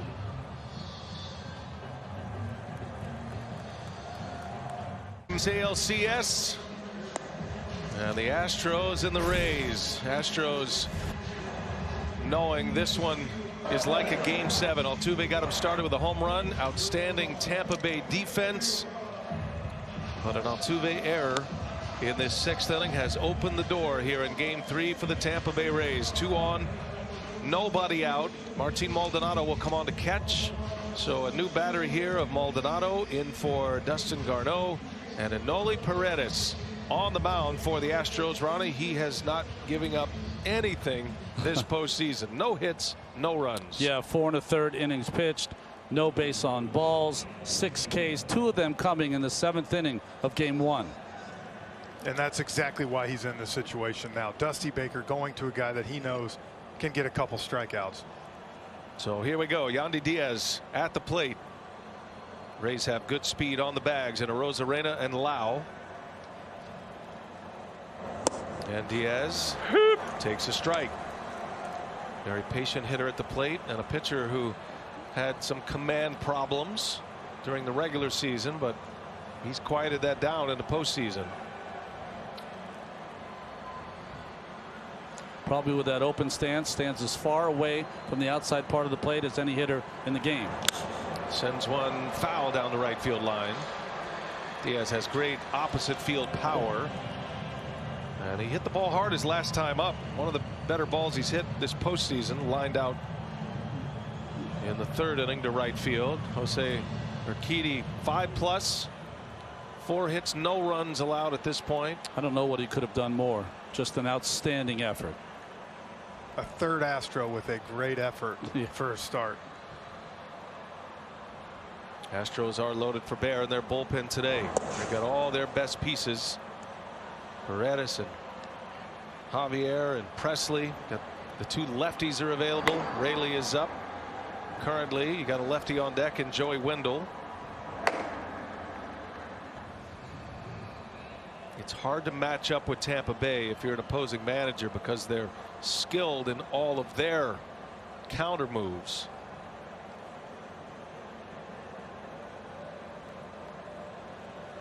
Two on, nobody out, and Diaz into center field, a base hit.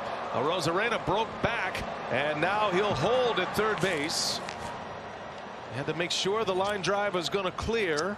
That's a base hit for Yandy Diaz, and the bases are loaded with nobody out in the 6th inning. French, he'd like to have that read back, wouldn't he? Yeah, for sure. Right here off the bat, had to know coming at you that that ball's higher than what the shortstop can jump. He's done about everything right this postseason. Arozarena, that one right there, probably 1/2 back. What an at bat by Diaz. 2 balls right on the outside corner at 96, and he catches a hanging slider in the middle of the plate. He might be coming alive. Yandy Diaz, his bat looks good here the last few times up. Now it is Wendell. So Dusty Baker's going to let it ride with Paredes, and Wendell, a contact hitter. This is not a guy that strikes out much. He's been great with bases loaded in his career. Hits for a .286 average. Has a grand slam.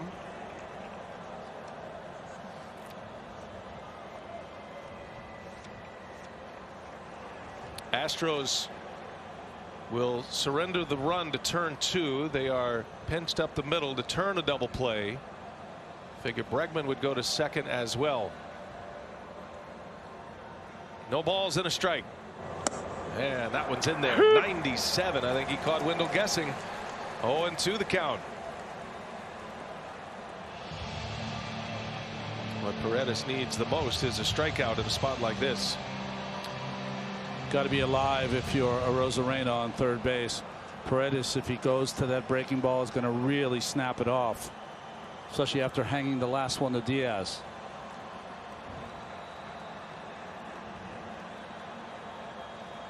Oh, and 2 the count. Wendell's very fast, tough to double up, and he slaps one, and it's down, a base hit just over the glove of Bregman into left field. A Rosarena's in. Right behind him is Lau, and the Rays have the lead. It's a 2 RBI single for Joey Wendell. 2-1 Tampa Bay in the 6th inning.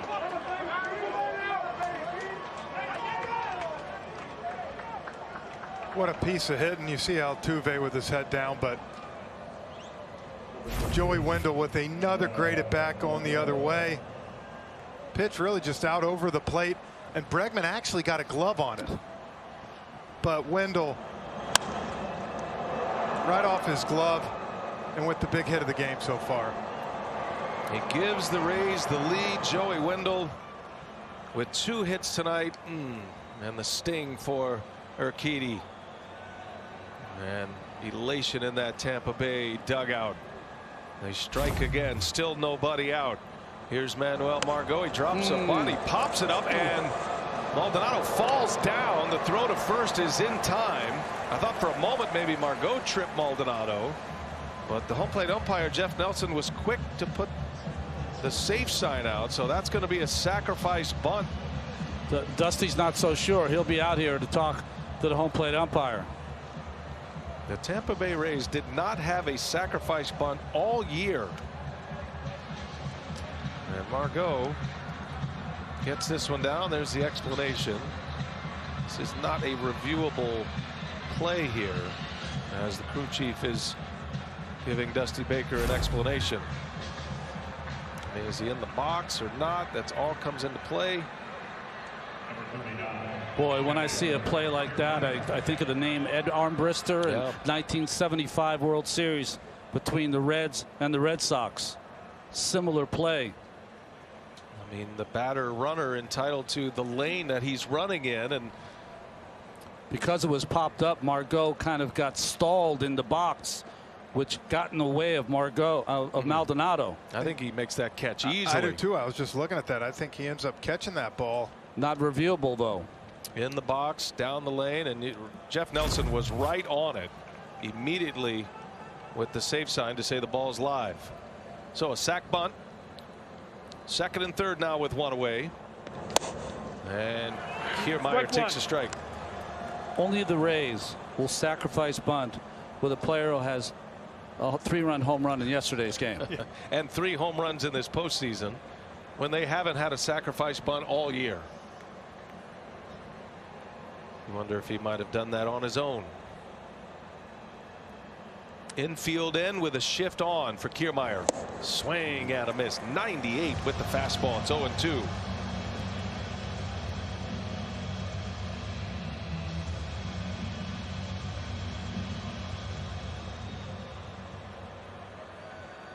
Three errors this series. 5 Rays runs have scored. The 3-run homer for Margot yesterday. Altuve with all 3 of those errors.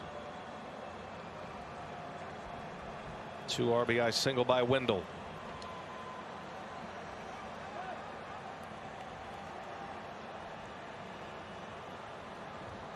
Infield in, I would think that Yandy Diaz is not running on contact.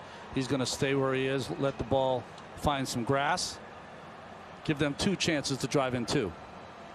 Kiermaier was up in a similar spot with 2 on in the 2nd inning. Struck out, and that hit him. Yikes. Oh, hit by an 0-2 pitch. That is a dangerous area to get hit. Kiermaier is aboard to load the bases. So now they've given up a hit to Wendell on an 0-2 pitch. And here, coming up and in, just catches the back wrist, left wrist of Kiermaier. And he is really struggling over there. Whoa. Man, that was a clean hit. The ball dropping straight down on that big fastball. Without the fans here, you could hear the noise up here in the booth. Yeah, that's 97 or 98 coming at you. He's having a hard time. It is really hurting him now. There is a fleshy part above that wrist. If you catch it on there, sometimes you can be saved, but they're checking the bones on the outside of his hand. Not a good sign.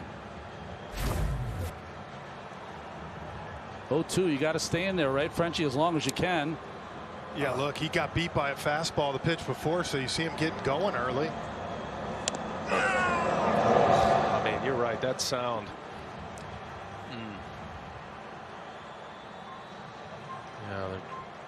Yeah, the area he's pointing is exactly what you're talking about, Ron. That area around the wrist. Kiermaier's going to give it a go. Some players now will wear some wrist guards that have some protection, but it doesn't look like Kiermaier's wearing one of those. Ozzie Timmons, his first base coach, even putting that brace on is hurting him.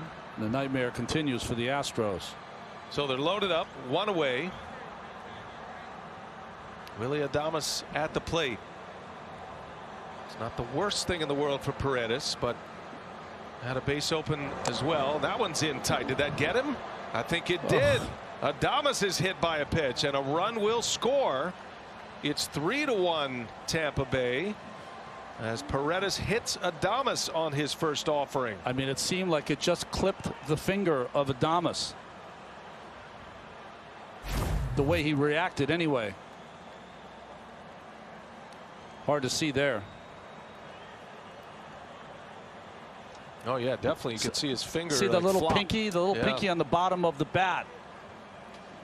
A lot of guys drape it over the end, right? And you see with him draping it over, it really has no chance to hit the knob because of that.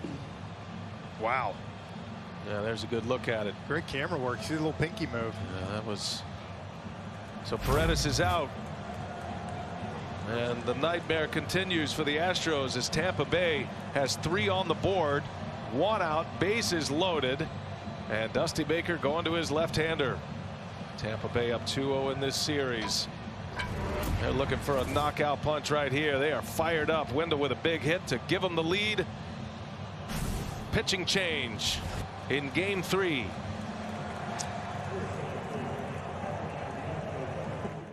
This is the parking lot or across the country. Goodyear, more driven. Key moment in this game. The Rays have scored 3. They have the lead. And now Dusty Baker going with his left-hander Brooks Raley. And Ron, the Tampa Bay Rays will counter with Hunter Renfroe, who will pinch hit for Michael Perez. What a moment. Well, what I find interesting is that Renfroe has a start in this series. He struck out 4 times. Against high velocity, that's not his mark. But against Raley, who doesn't throw very hard, plays better into Hunter Renfroe's kind of bag of tricks. And he also has something from the wild card series. Yeah, he's got the grand slam. I would think Valdez threw a lot of curveballs to Renfroe to get him to strike out in game 1. I would imagine you're going to see a steady dose of that to Renfroe here. Renfroe against the Toronto Blue Jays. Hit the first career postseason grand slam in Rays history. Remember, Brooks Raley threw 29 pitches just 2 days ago. Here we go. Bases loaded. Shift is on. The former Padre, Hunter Renfroe, so familiar with this surrounding. And that one's down and in. That grand slam by Renfroe in the wild card series was his first ever postseason hit.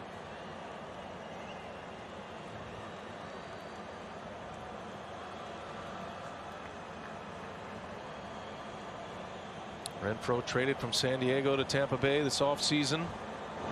And that one misses down and in. And this was the moment. How about this for your first hit in the playoffs off Hyunjin Ryu? And it was a no-doubter and a game breaker in game 2. High cutter, Frenchie. And you see here, really trying to throw that cutter in on him. But now you're 2-0. you got to throw something over the plate. He almost hit him with that pitch. Yep. Right across the shoe tops. The 2-0. Renfroe takes a strike.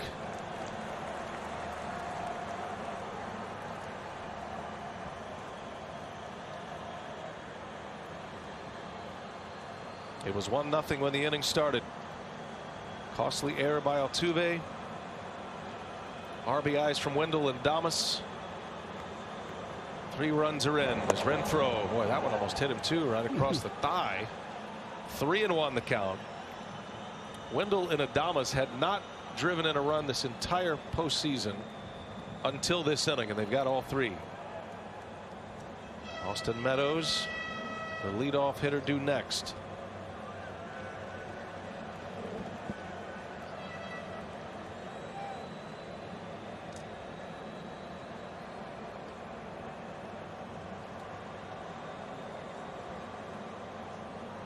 Here it comes, and Renfroe, little flare. That's got a chance to fall, and it's going to fall. A base hit. Wendell scores. Kiermaier right behind him. And Hunter Renfroe with a 2 RBI double. The Rays add to their lead in this 6th inning, now 5-1.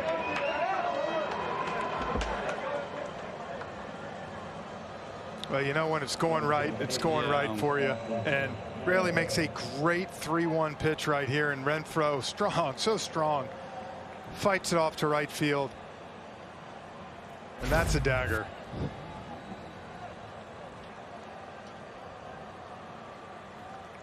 Right off the label. We've been talking about all the hard hit balls in this series for outs. And Hunter Renfroe with a little bloop.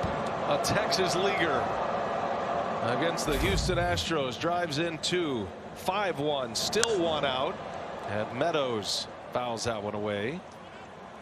Right fielder Kyle Tucker had no chance at that because the way the shift was in the outfield, he was playing almost dead right center. Here's a swing and the react as Renfroe peels it, and you see the reaction from the Rays. They knew it was a hit right away. Joey Wendell and Renfroe each driving in a pair. Adames with an RBI, hit by a pitch. It's been a 5-run inning for Tampa Bay as Meadows comes up empty. 0-2 the count. Josh James now getting ready in the Astros pen. Boy, this inning turned on a dime. The first man up, Arozarena, started it with a single, and then Lau hit a ground ball to Altuve. Looked like an out at second base, at least to get the lead out. You weren't going to double up Lau there, but it would have been a runner at first and 1 away. Instead, an error, and the floodgates have opened. Now a little flare, foul territory, and Bregman is there for out number 2. Now you'll see them walk Arozarena. He didn't even have to go up to the plate. He might as well just left the bat and gone to first. Intentional pass. And Arozarena will load the bases. So that'll be 11 batters in the inning. And here comes Lau once again.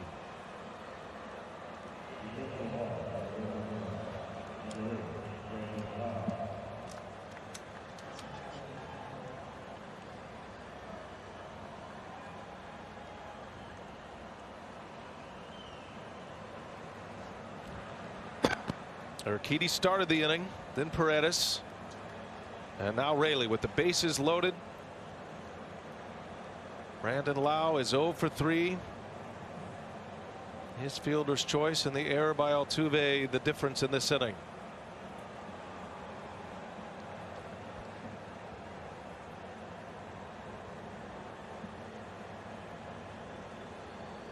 Raley deals. Lau takes one right down the middle.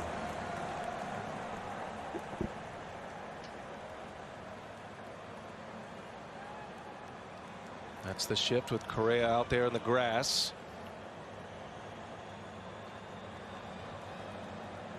Raley's made some good pitches, but inherited runners scoring on that Renfroe hit, and he's got another hitter fooled, and it's 0-2.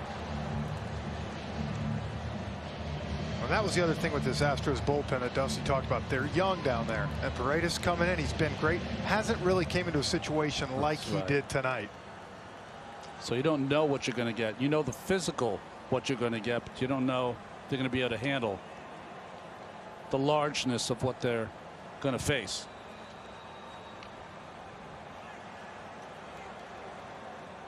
Kiermaier going to go get some treatment on that wrist. It looks like X-ray.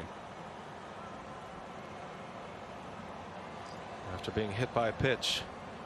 Back-to-back hitters hit by Paredes pitches.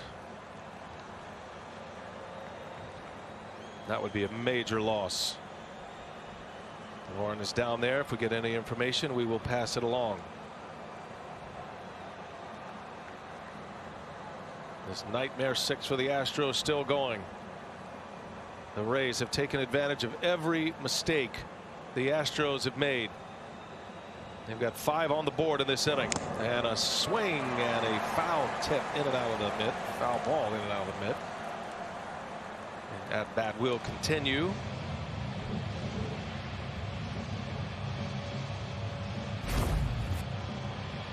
Look how far Adames is leading off with the shift on. I mean, he'd just walk in on a pitch that skipped away from Maldonado. I always think if you're on third base, you don't want to come too far. You got your batter at the plate, peripheral vision. Absolutely. You don't want to catch him in your eye. Especially a left-handed hitter who can see him. And that one misses outside. I agree. If you start doing that, you're going to start messing with the hitter some. It's one thing to get a nice lead, but unless to me you're going to go. Major league hitters have the best vision in the world. They can see everything. So.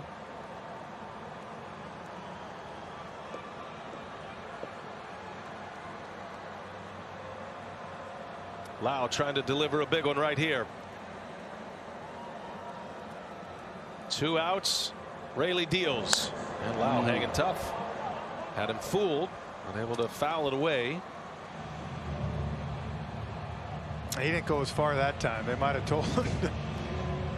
No one needs a hit more here than Brandon Lau to get his bat going. See Rodney Linares talking to Adames over there. And Raley's got to get this out. Give the Astros a chance. 1-2 the count. 2-2 now.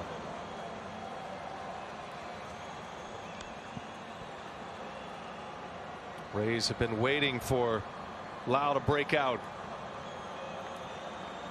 Had a lot of strikeouts. Thrown some walks, but he just is not hitting like he did in the regular season. He has played superb defense, so it's not that he's not contributing, but he's up there to hit. He's the centerpiece of their offense. What a moment this would be for Brandon Lau. And a swing and a miss. Raley strikes him out, but damage done. 11 batters come to the plate. A costly error by Altuve. 5 runs in the 6th, and it's 5-1.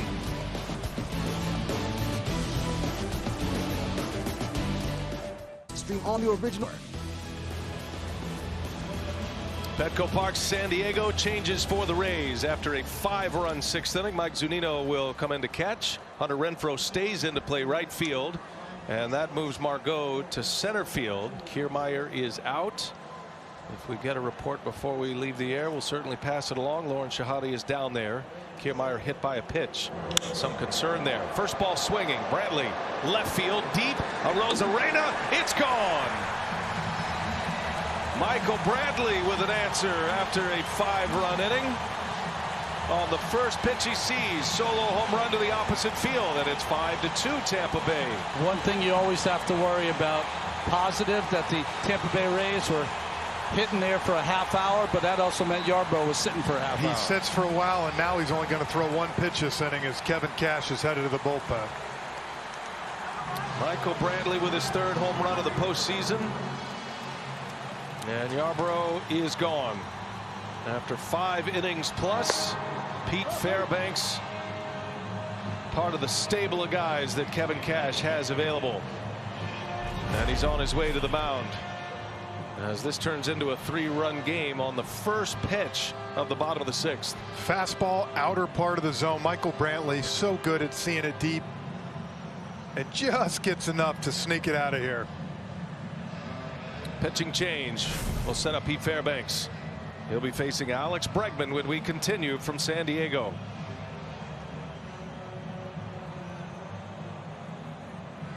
John Smoltz, Ken Rosenthal, Tom Verducci will have the call for you. And then we're on the air at 8 o'clock on TBS, 8 o'clock Eastern for Game 4. Rays and Astros. Tampa Bay leading 2-0 in this series, and they lead this one 5-2. Pete Fairbanks is on to pitch for Tampa Bay. Michael Brantley homers off Yarbrough. And now Fairbanks will get Bregman. Fairbanks threw 20 pitches in yesterday's game. He got 2 innings of work. His first inning, the 6th inning, gave up a home run to Correa. His second inning was the 7th when the shadows played a big part and he struck out the side. Shift is on for Bregman. And he takes a strike. You guys think Kevin Cash makes that move anyway, regardless of outcome? It was a home run, but Yarbrough coming back to face the lefty. I do. I think he was trying to just get him one out, a quick out. Everything Kevin's done's been right, so that one didn't work out. Brantley got him on the first pitch he saw.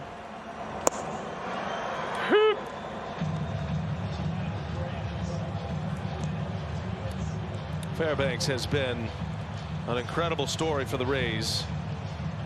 2 Tommy John surgeries, throwing harder than ever.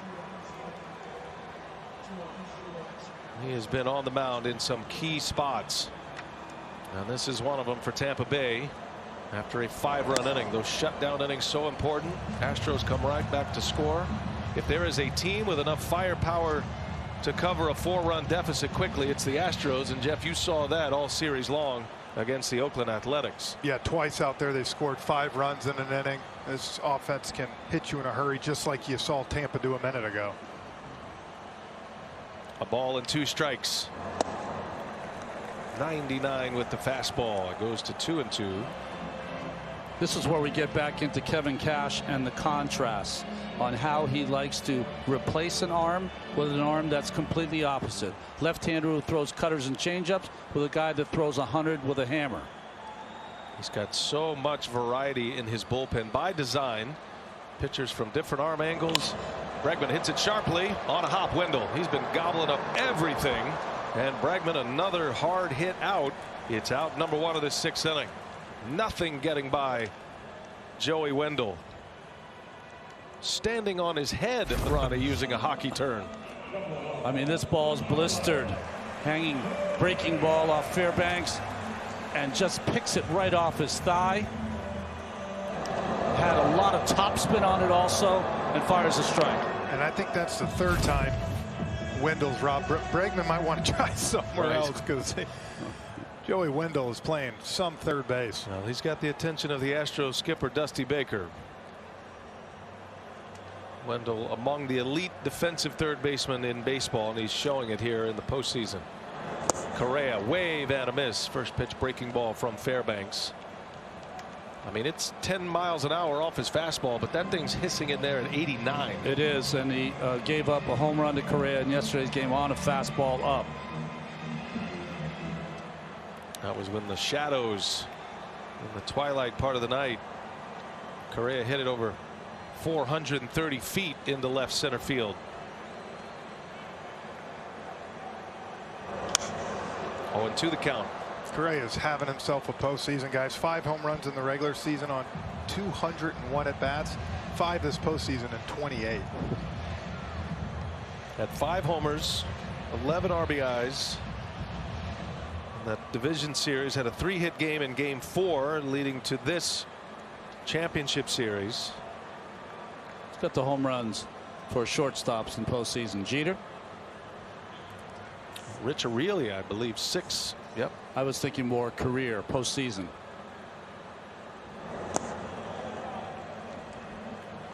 Correa takes a ball down and away. Fairbanks sticking with the breaking stuff here. Aurelia 6. That's in a single postseason. Yeah. 16 homers for Carlos Correa.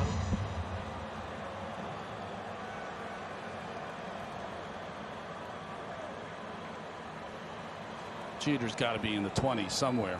All the games played. We got a man on it. 1-2. Hit hard. Right at Adames. Out number 2. After the home run, couple of ground outs from Fairbanks. Hey, 1 in 5 kids in the U.S. may not be able to afford to play Little League. For every text of Little League to 313131, T-Mobile will donate $1 to their Little League call-up grant program so our kids can keep playing ball. After Correa hit that ball to Adames, he shrugged his shoulders like, oh, really? I mean, again, kind of half-heartedly ran to first from being depressed. He dropped his head a little bit. I saw that. But then he went over to Adames and kind of made a big turn and said something to Willie. Probably not nice. No. Remember, Correa hit that line drive that was caught by Kiermaier, that incredible diving catch that saved a couple of runs in the 3rd. And he's 0 for 3 as Correa, as Kyle Tucker takes a ball. Tucker lined out in the 4th inning to Wendell. So I never would have made a good lawyer, Brian. You never ask a question you don't know the answer to, right? Jeter with 20 home runs. You had it the whole time, Ron. We were just building the drama for you. Were. Frenchie and I were, just wanting to see how long that was going to bug you. You're not trusting your photographic memory right now, Ron. That's not like you. That Ivy League education. I mean, he sees it one time and he knows it. Sit in the booth with you two guys. That's where he brought me. That's right. That is for sure. Loving every minute of it. It's nice when Ronnie dumbs it down for us, though, Frenchie. It's he helpful. has to. I don't even have a college education. He won't even sit in the front seat with me when I drive him back to the hotel. He sits in the back. Here's a 2-0 on the ground, and Fairbanks snatches it out of the air. That is out number 3. 3 ground ball outs. After the home run by Bradley, Fairbanks continues to deal. 5-2 Tampa Bay. We go to the 7th.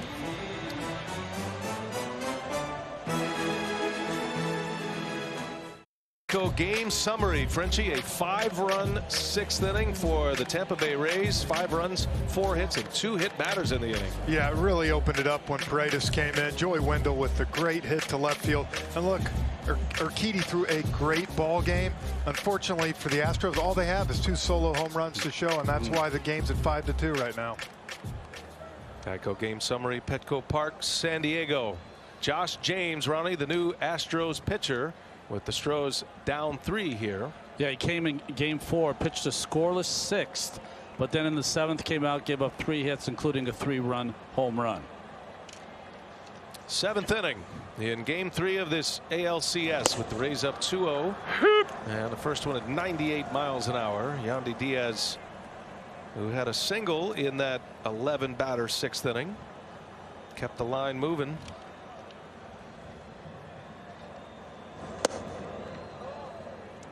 One ball, 1 strike. Going to be interesting to see how Kevin Cash and the Tampa Bay Rays want to work this. It all depends on the production offensively in each of these innings now, but John Curtis is loosening in the bullpen. Fairbanks, after 2 innings last night, 1 inning here tonight, retires all 3 batters on groundouts as Curtis prepares for the bottom of the Houston batting order.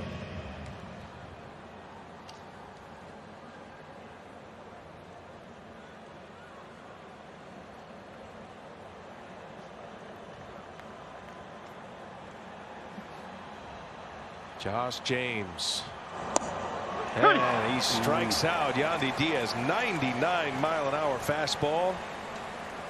First batter face, a backwards K for big Josh James. 4 fastballs by James, and that one might have been off the corner,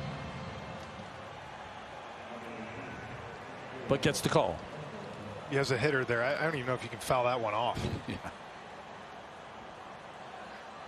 Got the benefit of the call at 99. There goes placed. There goes the perfect score for Jeff Nelson. Isn't that in the gray area? Isn't there a gray area? Oh, there is. That's right. We have a, who knows, the scoring system, but these guys are.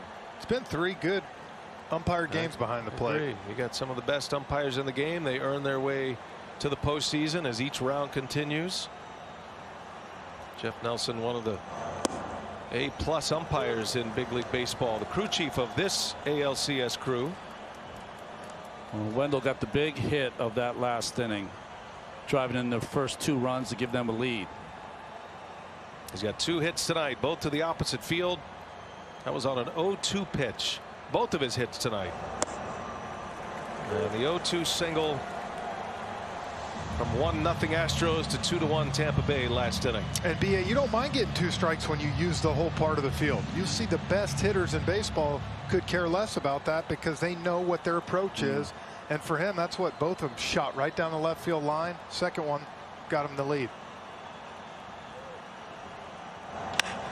Up the middle, hits the mound, big bounce. Correa's got a cannon, and he throws Wendell out. Wendell can run too. That was a nice play by Correa. 2 outs in the inning, 2 up, 2 down. Hey, steal a base, steal a taco is back. If someone steals a base this World Series, Taco Bell's letting all of America steal a free Doritos Locos taco. Steal a base, steal a taco, only at Taco Bell. Joey Wendell retired. 2 for 4 tonight. And great glove work at third base once again. That brings up Manuel Margot. See Maldonado frame that on 1 hop. He's even making pitches in the dirt look like strikes. He's got incredible hands. Yes, he does. Martin Maldonado. Molina like hands. Yeah, he does. You're right. That was his idol. That's the guy he patterned his game after in Puerto Rico. All the Molina brothers. Great catching legacy Puerto Rican players. Maldonado among that list. A Gold Glove Award winner. Here it is, Frenchie. It's a little cricket. Looks like a strike to me.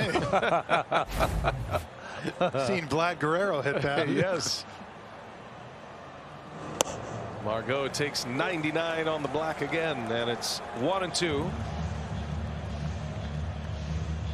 Boy, Josh James is bringing it right now. Now he's throwing strikes, and that's his big key. 17 walks this season, but if he can do what we saw him do the other day and then today, he's really good. He's another amazing success story. He was really lethargic coming through the minor leagues. He only threw 90-92 miles an hour, and they couldn't figure out what it was, and they actually diagnosed him with sleep apnea. And once he got on the proper treatment for sleep apnea, not only was he resting better, his fastball went from 92 to 99, and next thing you know, he's a big leaguer, and he just powers 98 right by Margot to end the inning. 1-2-3, James electric. Here comes Curtis. 5-2 Tampa Bay. Stretch time in San Diego.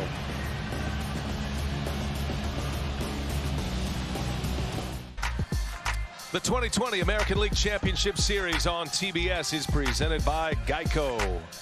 Some of the images of this game 3. It has turned Tampa Bay's way after a 5-run 6th inning. And the Rays lead at 5-2. Michael Brantley with a home run in the 6th. Here we go to the bottom of the 7th. Bottom of the order for the Astros. John Curtis is on to pitch for Tampa Bay. Gurriel first pitch. And Curtis pounces on it. Throw to first in time. A collision at first base. Boy, John Curtis taking up a huge divot, but makes the play, and he was the only one who could make that play. 1 pitch and 1 out in the 7th inning as Gurriel's retired. Well, the ball right back at him, and the diving play, knee into the ground, gets up and fires the ball inside. Lucky Diaz made the play, and there wasn't a bigger collision at first base. Replace your divots, man. Adames did. That's what I was about to tell you, BA. As golfers, I really appreciate Adames coming and replacing the divot. Don't fill it with sand. That was a great play. He's the only one who makes this play. Adames has no chance. Yeah. You can tell how flexible he is. The follow through. Curtis. Yeah. Who says pitchers aren't athletes? Frenchie? I disagree with your assessment. Well, some of them are. I'm with you the whole time, Ron. Didn't have a chance to get to the numbers on Curtis. He was excellent in the regular season. Had a rough game 1 of the division series, but has bounced back beautifully. Those earned runs in game 1 of the division series, most of them. So here is Reddick pinch hitting. Got an injury report on Kevin Kiermaier coming in. Let's send it down to Lauren Shahadi. What do you have, Lauren? Brian, got an update on Kiermaier. It is a left hand contusion. X-rays are negative. He's considered day-to-day. That is a big break and a fortunate result there for Kevin Kiermaier. He was hit by a pitch in that long inning, and that could just as easily have done some damage. So that's good news for the Rays. Might require another day off tomorrow, though. Reddick, little flare in the left field. Arozarena coming on, can't make the play. Reddick will stop at first, and a flare falls. Arozarena got a late break on that one. Josh Reddick comes up with another hit off the bench for the Astros. Well, we've seen the Rays make almost every play this series. You said it, B. Got a little bit of a late jump, and it cost him on that one.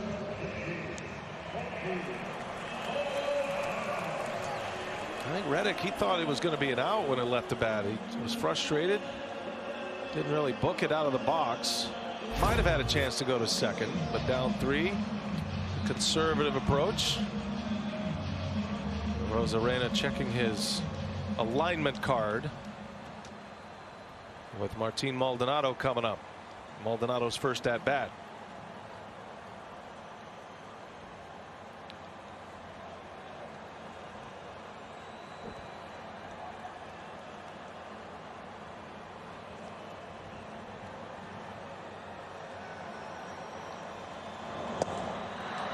And Curtis gets ahead of him. Brian, you talked about Curtis having a rough game 1 against the Yankees. Threw 18 pitches in game 1 here against Houston. Been really watching that because of no days off for the bullpen usage. Not an overpowering guy, but does have that. The equalizer, that sharp slider. He's been an opener at times this year as well. Was released by the Phillies last year. As you see, Ryan Thompson. Every day, Ryan Thompson. That's right. And he's been used as an opener as well. But Kevin Cash wanting to fill up the back end of his bullpen. Yarbrough gave him 5+. And a chance to win.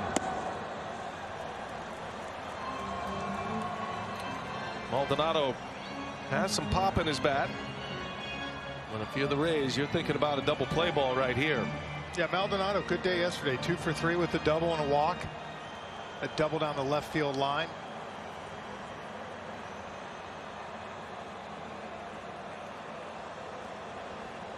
One and 2 the count, and a check on Reddick. Curtis, another one of those reclamation projects. I mentioned he was released last year with the Phillies, coming back from an injury, had an ERA near 11, was pitching in AAA for them. Rays signed him in February, and he has pitched meaningful innings for them this year and in this postseason. I thought maybe the most significant move for Kevin Cash concerning Curtis was how he got him right back on the horse 2 days after he had that dreadful outing in game 1 of the DS against the Yankees, and he responded. But also in that game 1 where he gave up 5 runs, he threw 42 pitches. And Kevin Cash had to leave him out there because he couldn't exhaust his bullpen in a 5-game series with no days off. He wore it, and he ended up winning the series.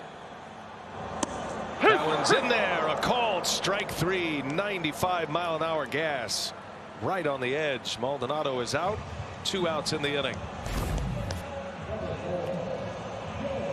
Can't do it any better than that. Well, as a hitter, he threw 2 sliders off that same plane the 2 pitches before, and I think Maldonado gets caught thinking that slider's coming, and that was just 95, beat him to the spot. Well, the Astros need one of their big players to do something big here in the next couple of innings. George Springer, as they go back to the top of the order. All right, starts him with a slider right down the middle. Strike 1 to Springer. A long ball here. The Astros are right back in it. They're at the part of their order they want right now. Springer is 0 for 3, lined out his second time up. Springer in the air, right field, coming in Renfroe. He lays out and he makes the catch.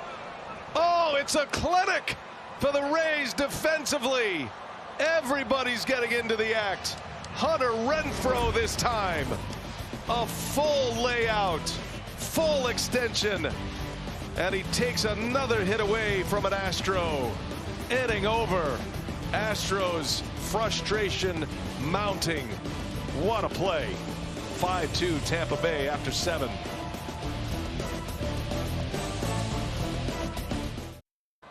Hunter Renfroe robbing George Springer, guys, to end the 7th. And look, if that ball gets by him right there, not only does 1 run score, Springer's getting to 3rd, possibly coming in. What a play, layout. Kiermaier earlier, now him. Total motion presented by Progressive. I think you're right. Maybe the discussion was that the right play? Do you lay out in a moment like that? It works. Tucker Barnhart checking in. He knows something about game-altering defense. Yes, a former Gold Glover. It is cool, Tucker. But you know, if that gets by, and then you got Altuve coming up as potentially the tying run from the blimp. See how much ground Renfroe covered. And man, what a play. Wow, what a catch. And that is just one in a list of defensive gems. And the frustration, of course, gets old if you're the offensive side. And most teams have a game-saving play. The Rays have it every inning. Yeah, look, it's BA, to answer your question, it's probably not the smartest play, but right now, everything they're going after. I mean, look, give Hunter Renfroe credit. He took a great route, got a good jump on that, because right away the ball was tailing and diving. They're making all the plays. Kiermaier earlier in the game, saving 2 runs. Joey Wendell's been fabulous at third base. He's had a couple of great picks.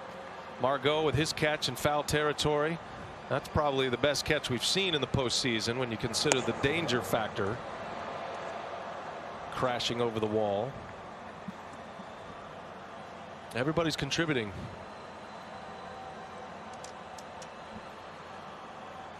James facing Mike Zunino. First at bat for Zunino, by the way.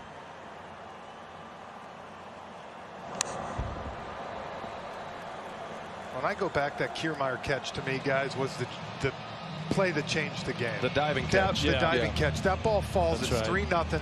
And then let's be honest, Urquidy probably stays in that game at that point as he was cruising. And that big inning probably doesn't happen.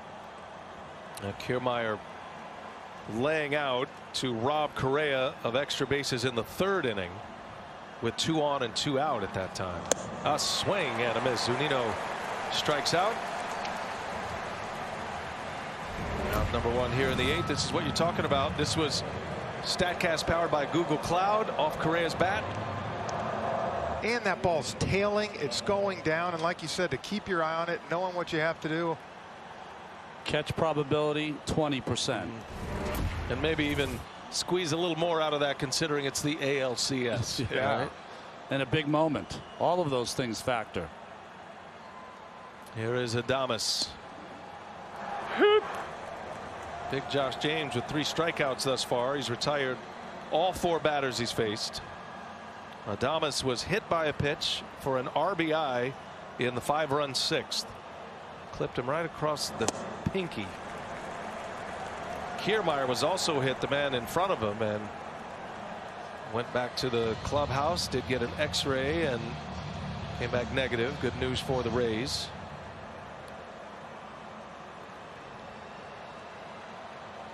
(5-2) Tampa Bay. Was 1-0 going into the 6th inning. Rays scored 5. Astros got one on a Brantley homer in the bottom of the 6th.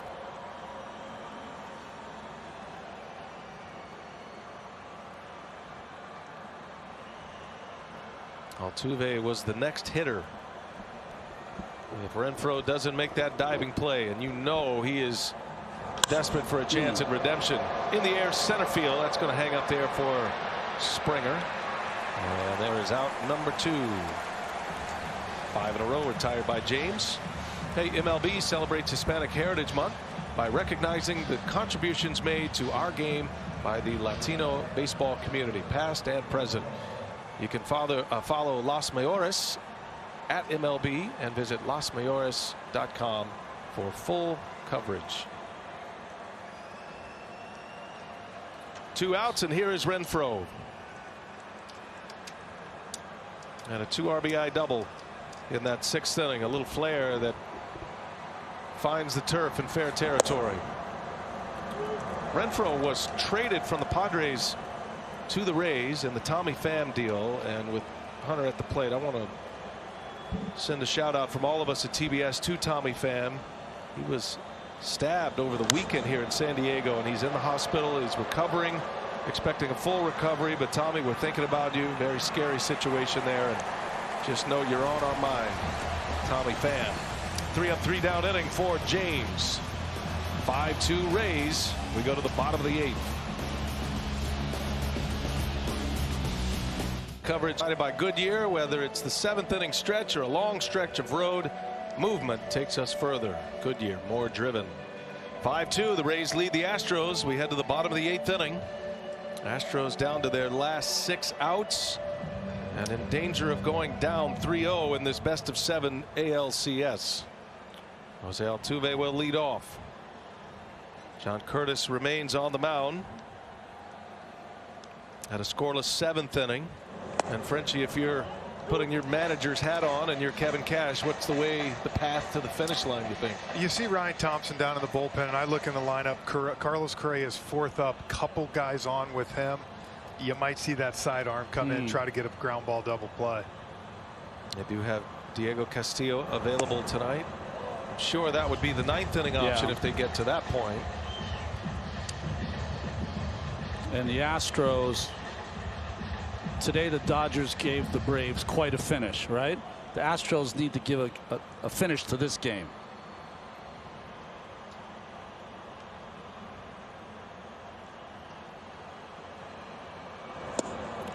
Right down the heart with a fastball. 1-2 the count on Altuve.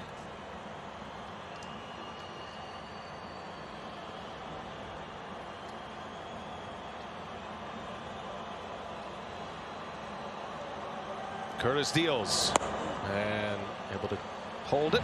2-2 the count.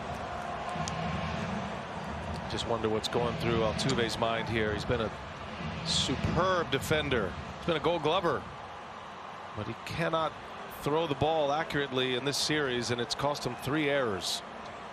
And another error that opened the floodgates for the Rays. That's a base hit just inside the bag. Altuve sneaks one into right field, a base hit. Good start for the Astros. Lead man on here in the 8th inning. Now, if there's one thing I know about Altuve, I'll tell you this. He might be struggling, but he is going to fight, put up ABs, and here you see it. Perfect fastball on the corner, fights it off and hits it down the line. That's one of those, I didn't mean to do it, but thank you.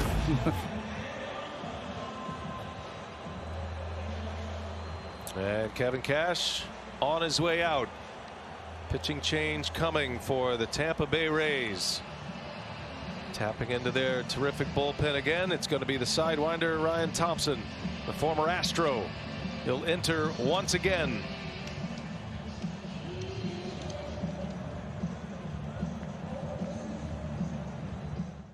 Punch Fridays at midnight on TBS. New pitcher in the game for the Tampa Bay Rays, Ryan Thompson. He has been excellent in this postseason. He's been an opener in this postseason. Now he gets the ball in a high leverage late game situation with his club up 3. Think about the different arms that the Houston Astros have had to hit off tonight. Yarbrough with that cutter and changeup, Fairbanks with that 100-mile-an-hour fastball and slider, Curtis with that hard slider. He throws 95 too.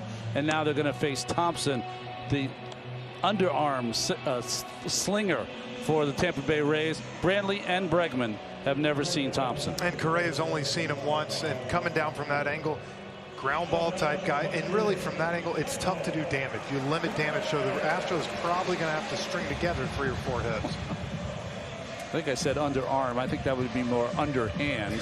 It's difficult to throw with your underarm. All right, so Thompson will face Michael Brantley. Astros are a base runner away from bringing the tying run to the plate, and they are right where they want to be in the batting order. Brantley homered his last time up.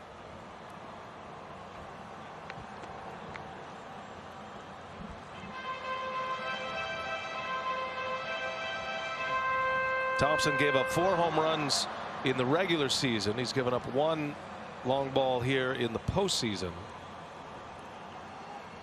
Don't think Altuve is running here, down 3. There's a strike to Bradley. It's a pretty big hole over there too. They probably would like to keep, with Diaz holding Altuve on. A 5-run inning for the Rays, and they lead at 5-2. Astros led 1-0 after Altuve's first inning homer. 2 solo home runs tonight. Bradley popped his 3rd postseason home run in the 6th, and it goes the other way. A base hit. Michael Bradley, a sharp single to left field, and the Astros will bring the tying run to the plate. 2 on with nobody out in the 8th. That's what makes him so dynamic. You saw earlier, opposite field home run. Here takes a 2-seamer off the plate and knows I just need to get on base. My run is just 1 more to get us the tie. Smokes it. The repertoire of Thompson is going to lend itself to rolling over that ball that's down in the strike zone. He went with it. Beautiful piece of hitting. Michael Bradley and Kyle Snyder, the pitching coach, on his way out. Dangerous bat coming up. Alex Bregman, who has been blistering the ball into outs all over the place in this series. You see Aaron Luke, the lefty, getting ready. Remember the 3-batter rule in play this year and in this postseason. Any reliever who comes in has to face a minimum of 3 batters or finish an inning. Now remember, Thompson's never faced Bregman. Bregman knows that, but Kyle Snyder going out there to talk to Thompson about the game plan against Bregman.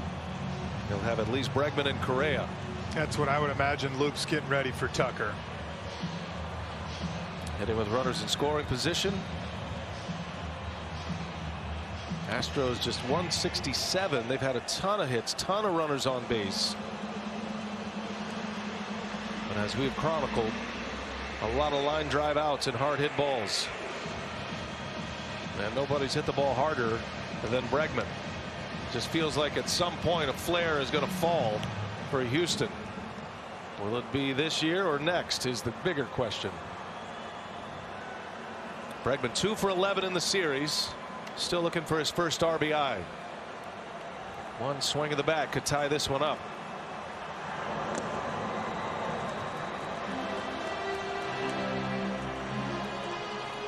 Two hits the opposite way this inning for the Houston Astros.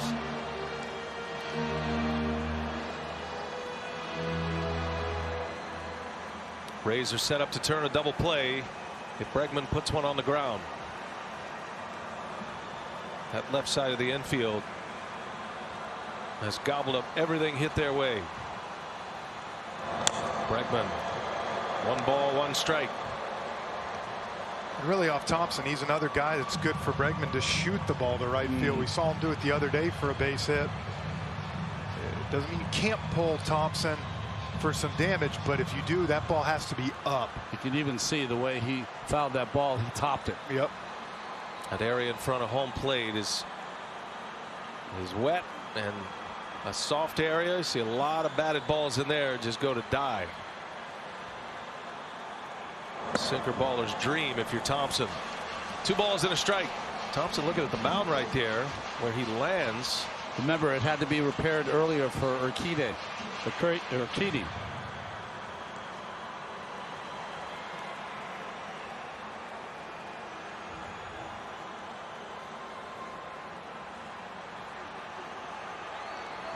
Two balls and a strike.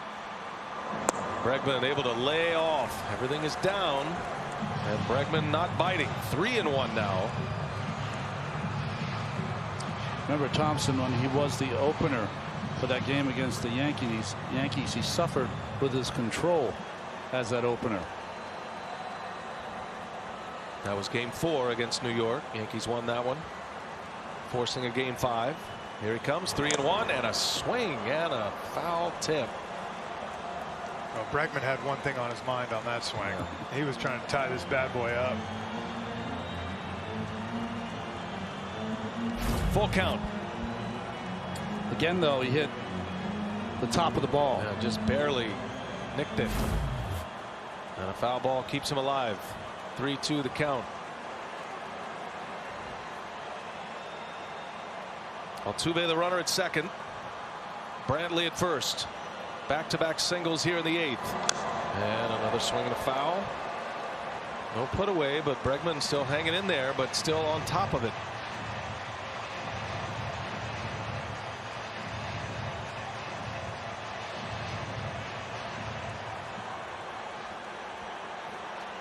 Kiermaier, after x-rays that came up negative on that wrist, is back. Made 2 tremendous catches here tonight. See what Thompson has in mind. He's got a good breaking ball too. 3-2 pitch. He goes with it and strikes out Bregman. The wiffle ball for the K. 1 away here in the 8th inning. Well, it takes a lot of guts to throw that pitch and a 3-2 count. And he got there by first starting him off of the ball down, then a strike that was topped, then a ball out of the strike zone. Nice take by Bregman there. Then he fouls a pitch back, fouls 2 balls, and then has the guts to throw the frisbee slider. And that's what's so hard as a hitter, guys. You see 7 two-seamers in a row, and you get that. Almost impossible to lay off. Reaction from Kiermaier on that Tampa Bay bench. That is a money pitch in the clutch for Thompson to get the first out. Now Correa. Tying run still at the plate. Correa and able to check his swing.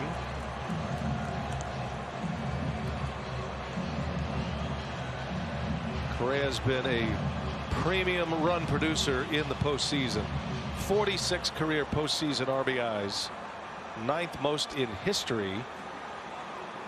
He's 2 behind Reggie Jackson. Chipper Jones is next on the list. He's just 1 behind Chipper Jones all time for 8th place. A big swing and a miss. Shows me for that swing, guys. They're trying to cheat for that two-seamer right there. He made up his mind, didn't he? Yeah, he's hoping that ball's inner half. And ends up swinging at a ball way off the plate. Right. Ronnie, that was his nemesis pitch in that opener game against the Yankees. He could not throw a fastball on the outside corner in that game. Fastball after fastball was off the plate away to the right-handed hitters. The 1-1 and a spinner, a beauty, just buckled him. 1-2 the count now on Correa. Starts right at him and just hovers in the strike zone. Now what does he go with? And a veteran catcher back there in Zunino walking him through it. 1-2 pitch and a swing and a foul. Correa just got a piece.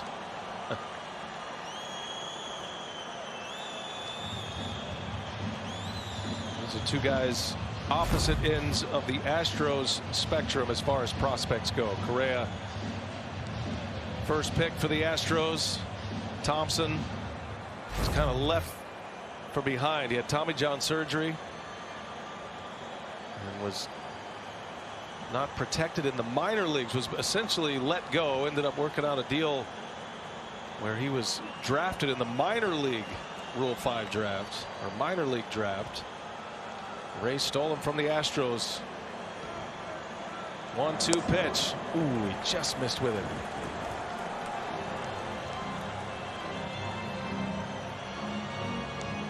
I mean, if you're a hitter here, French, you got to be in between. Have no idea what you're going to get. You do, and with that being said, you've got to sell out to right field here. Hope to shoot the fastball. If he throws you the off speed, you're probably going to be out in front. Hope you're enough where you can clip it to left field somewhere. All 3 outfielders with good arms. Best arm is in right with Renfroe. He deals it. Whoa. And he hung in there with a breaking ball, went down to a knee. He did more than hang in there. He had a shot at lifting that out of here.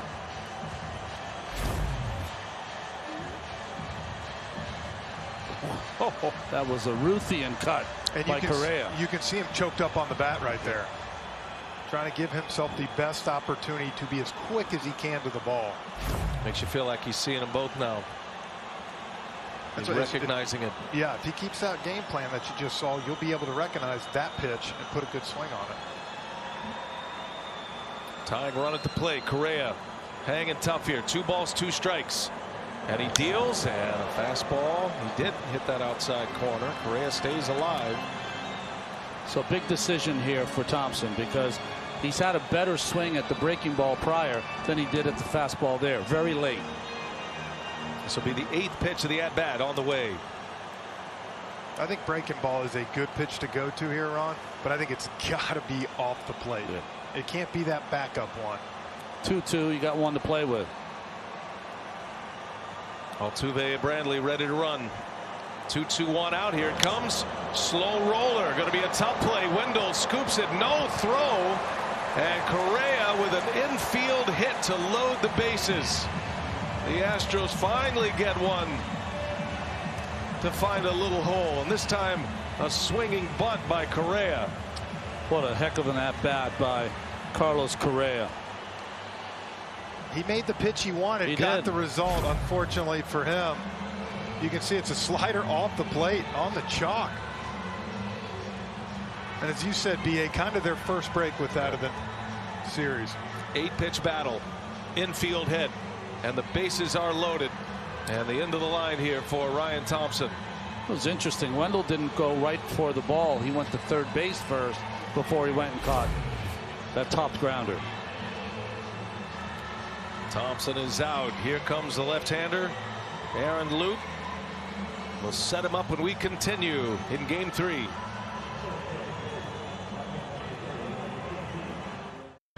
Two outs in the, beg your pardon, one out in the inning with the bases loaded, and Loup will get the left-handed hitting Kyle Tucker. It's amazing how some teams match up with certain bullpen guys. Could not find a place to pitch Aaron Loup against the Yankees in the division series.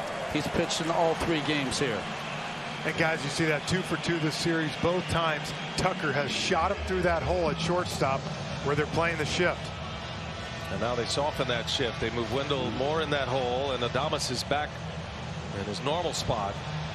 Tucker had never faced Aaron Loup until this postseason. He's seen him twice. He's delivered 2 hits. What a spot. Tying run is on. Tucker the go-ahead run at the plate. Loup deals, and Tucker takes a ball. Almost a carbon copy here, Frenchie. This was Game 1. This was the one he hit too hard that couldn't score Michael Brantley down 2-1. And then yesterday, same result. 2 for 2 in his first 2 plate appearances. And now Loup falling behind. 2 balls, no strikes.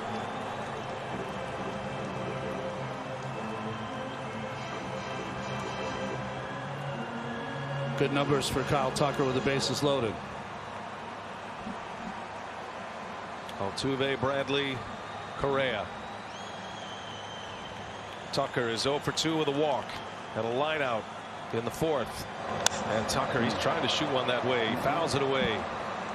2 balls and a strike now. Loup has a good fastball, 95 miles an hour. You see the outfield arms. Renfroe's got a cannon in right field. Margot throws it well, as does Arozarena.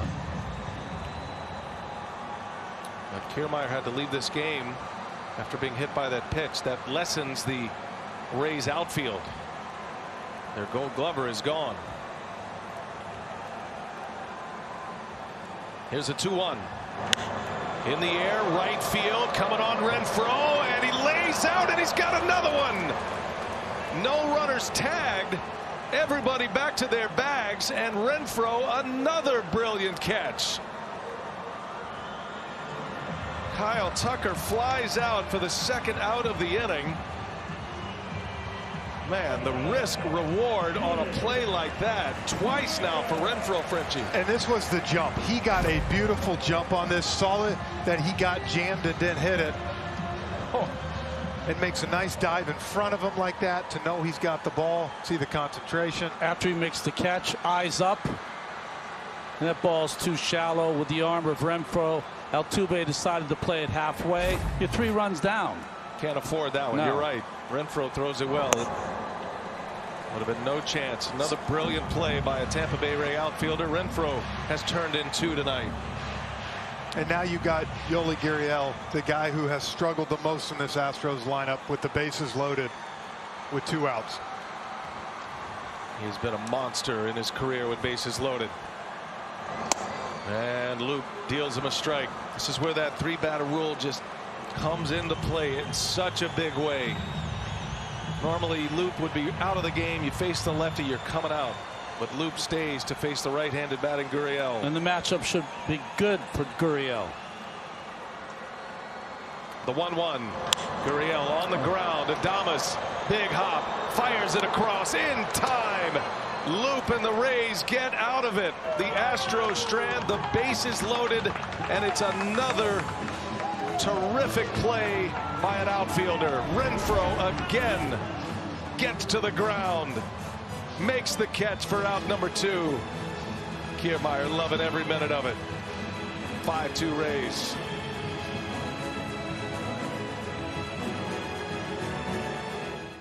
Yeah, how about that old Ralph Kiner line right there? That's true. The rest is covered by the Rays defense. Good one, Devin. The Ralph Kiner line was 2/3 of the earth is covered in water. The other 1/3 is covered by Gary Maddox. That's a good point. And Mark Grant used to say that about Manuel Margot here in San Diego as well. Boy, the defense just phenomenal. Joey Wendell's turned in a number of gems, but the outfielders coming up big here. Adames gets the final out there. The Astros strand, the bases loaded. 2 great plays by Kiermaier, 2 diving catches by Renfroe.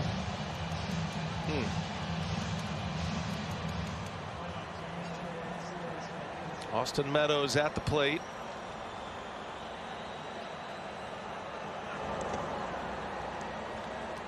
Kiermaier having to leave the game with that bad wrist puts Renfroe in right field. He makes 2 great plays. Absolutely. This full depth of this roster for the Rays. As you see, Blake Taylor's in. He pitched in game 1 through 13 pitches. Got an out.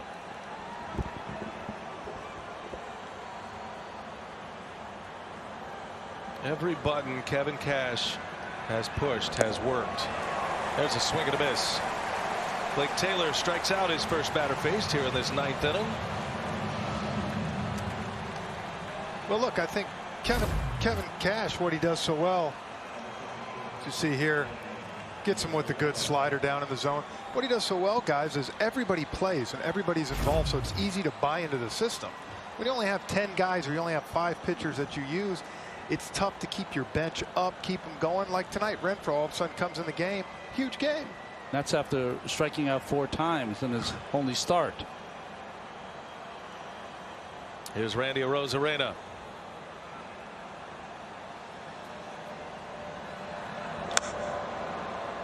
Although he was mic'd up that night, called every play before it happened. That's true. That's true.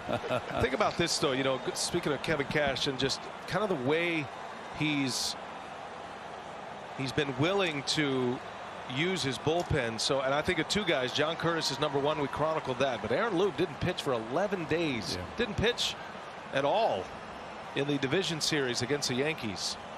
And he was shaky his first time out. Cash said he was just too strong. But what does he do? He rolled him right back out there day 2, knowing he's got to have him against the Astros with these left-handed hitters. So yes, in hindsight, well, it makes sense that he would put him back on the horse. But man, when you're in the middle of these games, those were risky decisions for a guy who hadn't pitched much. But it's paid off for him. They have the channels where they want to use certain pitchers, and they're not going to deviate from that. Discipline. And I think the versatility of that bullpen, as well as the talent out there, the versatility lends itself to every team is going to have a lot of different looks late in the game. Going to get a different one with Diego Castillo ready to pitch the 9th. Currently a save situation. Go back to game 5 of the ALDS when he bought Nick Anderson in the 3rd inning. He's a closer on 26 out of 30 teams. That's right. He's buying into what they're doing. Broken bat, little flare. Arozarena is going to find some space in right field. That's rubbing salt in the wound right there. 3rd hit of the game for Arozarena, his 4th time on base. And he is well down the list of stories in this game. First rookie with 4 3-hit games in a postseason. Had back-to-back 3-hit games earlier in this postseason.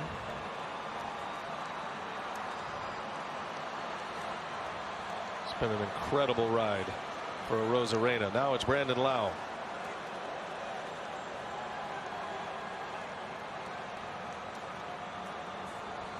Lau's 0 for 4. But it was his batted ball that turned this game over. Hit a ground ball to second with 1 out, a runner at first. Altuve committed the error. He was trying to make the throw to second base, and it was all routine until he threw it in the dirt. And then it was 2 on and nobody out, and 5 runs later, the Rays not only had the lead but batted around. They brought 11 batters to the plate in that inning.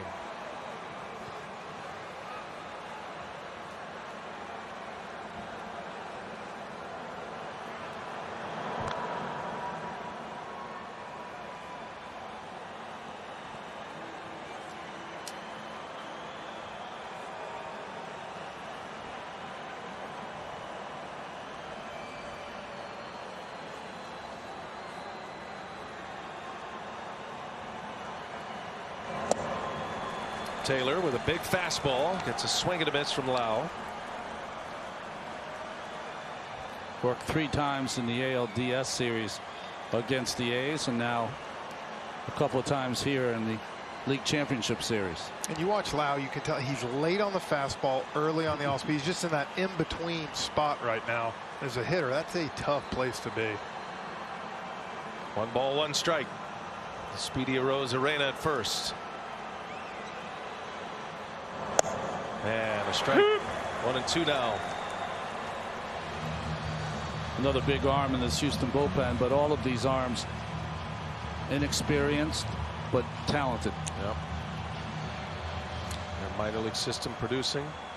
They lost a ton of innings. T-Mobile base cam as Rosarena takes a sizable lead. Yeah, maybe too much. You know, the Astros did with their bullpen what a lot of teams did because there were no minor league seasons. You see the slide back by Rosarena by the base cam. They brought guys that had predominantly been starters in the minor leagues and put them in the bullpen. No minor league season meant every team had an ATS, they called it, alternate training site, and they would play games. They would play inter-squad games, simulated games, controlled environment. Not an easy setting to be in, to prepare to be thrown into the fire, and a lot of these guys have been thrown in and they've excelled. And they'll be better for it. It was one of the real sad results of this pandemic was the minor league baseball schedule all across this country, and minor league teams up and down each organization, sometimes 7, 8 minor league teams all the way down into the Dominican Republic as well. It just didn't happen this year. A lot of fans missed out on baseball with their local teams. Lau just flips one into left field, got some carry to it. Bradley will make the play for the out. Rosarena will retreat. Out number 2 here in this 9th inning. Flipped that ball a lot farther than I thought it was going to go. Took Brantley all the way back to by the warning track. 2 men are out. Lau 0 for 5 tonight. Here's Yandy Diaz. The Rays are set up with Diego Castillo ready to enter the 9th inning to try to give him a 3-0 series lead. Of all the hitters in the Tampa Bay lineup, we know Rosarena has been the big hitter. Diaz, to me, looks like he's turning the corner. See Jose Alvarado loosening as well. He's been hurt. Diaz was a big part of this offense in the early part of the year for Tampa Bay until he got hurt. His last 2 at-bats, to your point, he just looks more comfortable. He's seen a lot of pitches when he came back. I think that's the key. Even when he wasn't getting his hits, he had what, 8, 9 walks, BA, something like that, where he was really getting on a couple walks a game. And it seemed like every at bat at deep counts, a lot of pitches seen. Back up the middle, right to Altuve, who will flip it to Correa to end the inning. Stage is set. 5-2 Tampa Bay. Save situation.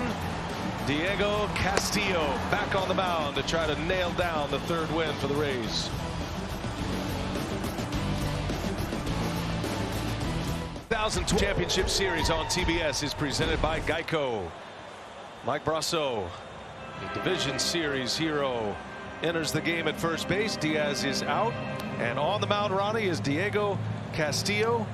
They're starting to call him San Diego Castillo. He's felt right at home in this ballpark in this city. Very good. Pitched in game 1 through 17 pitches, got 5 outs for the save. That came off getting the win in game 5 against the Yankees in the ALDS, and here to try to get the save in game 3. 6-out win against New York, that 5-out save. He's pitched throughout the game, but he's been the finisher in the last 2 opportunities, and now make it a third as he'll try to nail this one down and give the Rays a 3-0 series lead. Josh Reddick leads off, and a 98-mile-an-hour bullet in there for strike 1. 4 for 22 the Astros with runners in scoring position. They've stranded 29. And after a monster division series against the Oakland Athletics, they have found it tough to deliver the big runs against the Tampa Bay Rays. Reddick down 0-2. And Brian, after Loop came in now, the bullpen of the Rays has inherited 20 runners. None have scored. Wow. They led baseball in inherited runners stranded this year as a bullpen staff. That's remarkable. 0-2 to Reddick, and down he goes. Castillo with a strikeout to start the 9th inning. 1 away. Astros down to their last 2 outs here in game 3. Aerial coverage provided by Goodyear, celebrating the endless pursuit of forward momentum. Goodyear, more driven. We'll have a pinch hitter here for the Astros, Abraham Toro. It'll be his first career postseason at bat. He'll hit for Maldonado. Astros do have a third catcher if this game is extended.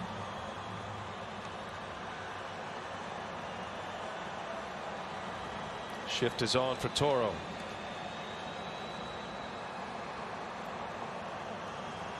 Talk about tough duty. Hasn't faced live pitching in about 2+ weeks now, and he's got to face Diego Castillo. He's got it going better than anybody. He just took a tough first pitch, so you know, I don't know if he was on auto take there or not, but that's a pretty good take. You don't know what auto take is, Frenchie. No, only called from the bench.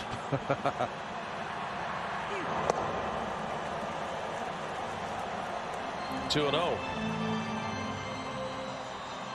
Astros had the bases loaded last inning with 1 out. Renfroe made a forward sliding catch, and then Gurriel bounced out to end the threat. Aaron Luke getting through that mess. Renfroe has had 2 gems in this game. He's driven into at the plate. Probably saved 3 or 4 more. He let it fly on a 2-0 pitch. 2 balls and a strike. The Rays are lined up with their big power right-hander Tyler Glasnow. He'll get the ball for game 4. Zach Greinke scheduled to pitch for Dusty Baker.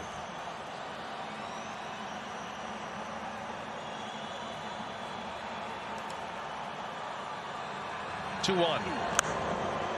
2-2 now. And we talk about the long ball season, and during this postseason, teams 24-1 when they out-homer. Tonight, though, Houston with 2 homers, Tampa with none. Just manufactured a bunch of runs in that 6th inning. Well, it was just a sloppy inning for the Houston Astros with the error. 2 hit by pitch, a walk. A mess. A mess.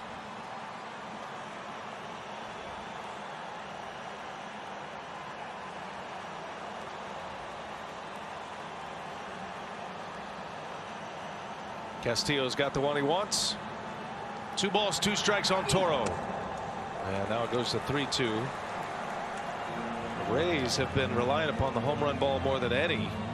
79% of their runs scored prior to this one, courtesy of the home run ball.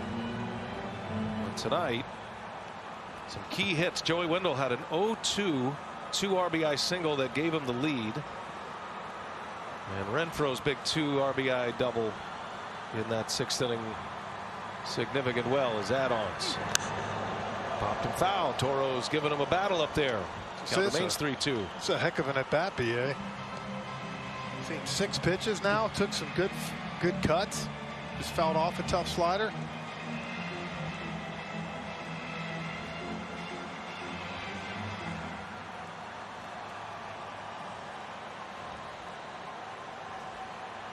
Castillo has like a checklist he goes through before he's going to deliver that ball. Another 3-2. Ooh, hit it sharply, did Toro. Foul ball. Toro's a Canadian.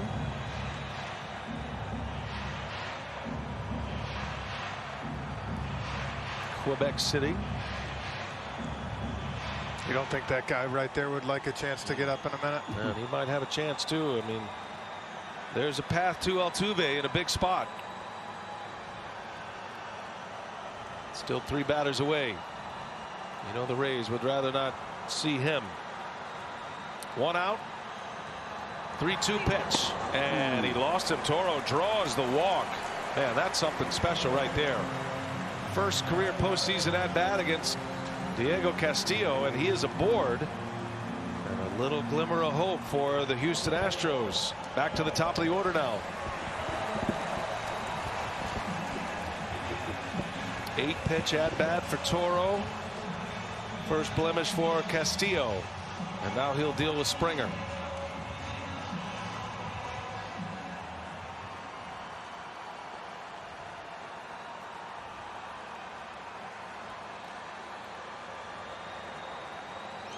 Rays are 2 outs away from a 3-0 series lead. Not over yet though. Springer takes a ball. Still battling. Well, they're in the part of their lineup now where they want to be.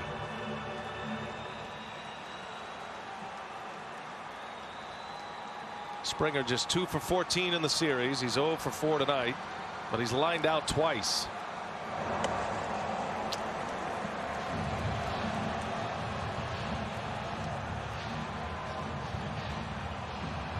Meeting at the mound. Mike Zunino, Willie Adames, and now the pitching coach Kyle Snyder on his way as well. Well, listen, it's hard to see Dusty Baker. It's hard to question Castillo. He's been almost perfect in this postseason, but the 3-2 pitch to Toro, the breaking ball, has to be a fastball. He's been watching how this defense has played for Tampa Bay. Let him put it in play. And not only that, Ron, knowing what's coming behind. What's coming top behind. of the lineup. And Toro hasn't played. Yeah, so. If the guy gets a single off you, tip your hat. Yep. That's the history the Astros are staring at, barring a comeback here tonight. 0-4 Red Sox.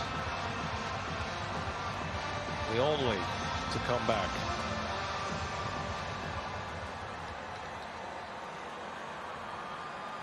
One away, 2-0 the count. Tying run on deck.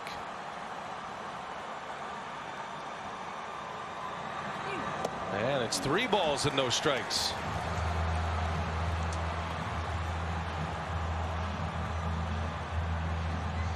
A moment is brewing here. Altuve, you know, he cannot wait to get a chance at the plate.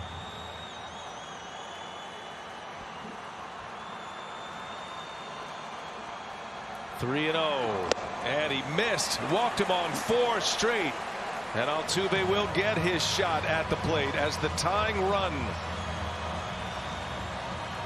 2 on, 1 out. And here comes Altuve, and whatever he's lacking in confidence in the field, that is not the case when he is at the plate.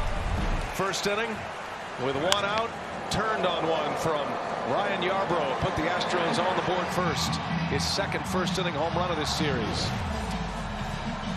Altuve's got 4 homers in the postseason, and now he's got his chance. I said it last night with Nick Anderson on the mound. If you're going to go deep into the postseason, you got to beat the opposition's closer. Tampa Bay Rays, they just happen to have 3 or 4 closers. Castillo now in trouble.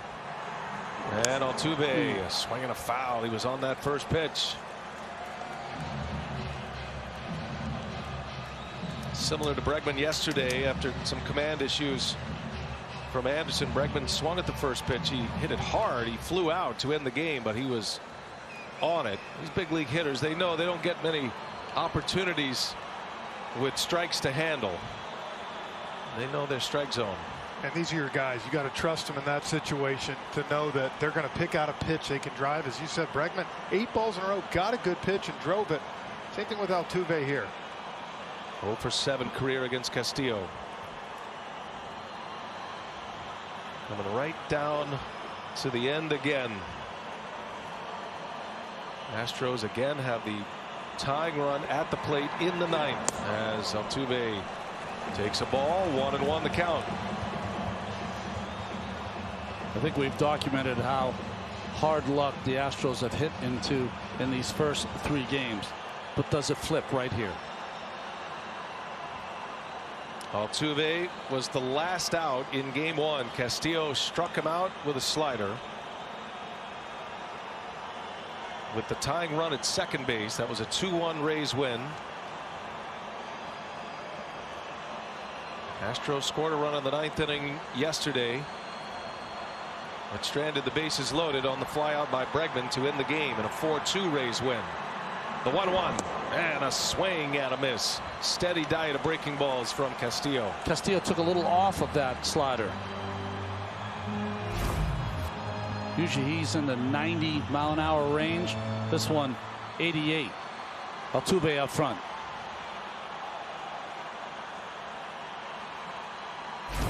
$10 miles an hour off his fastball,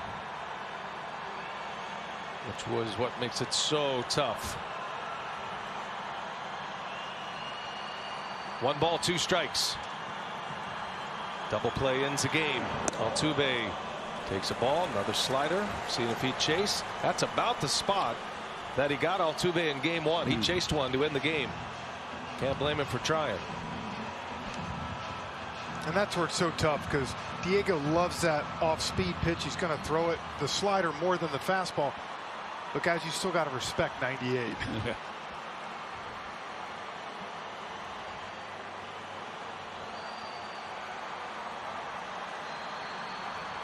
Two now to Altuve. And did he go? He does go. Didn't even ask for help. The home plate umpire, Jeff Nelson, rings him up for out number 2. A strikeout of Altuve. There's no way you can call this from home plate. You've got to check with your first umpire down the first base line, and he would not have called that. I agree, Ron. We've seen check swings like that all night, but man, I tell you what, that is bold. Yeah, Dusty Baker just saying, ask, just ask. That's what I don't understand. Yeah. Why not ask for help? I don't think the first base umpire would have called it, and I don't think he went. Wow. Jeff Nelson taking matters into his own hands. A strikeout for the second out. And here's Michael Brantley now. Tying run still at the plate. Brantley has homered tonight. Opposite field smash in the 6th inning.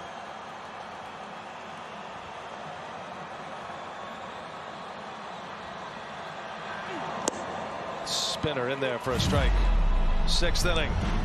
After a 5-run top of the 6th, first pitch he sees from Yarbrough goes to the opposite field into the seats. And his 3rd home run of this postseason.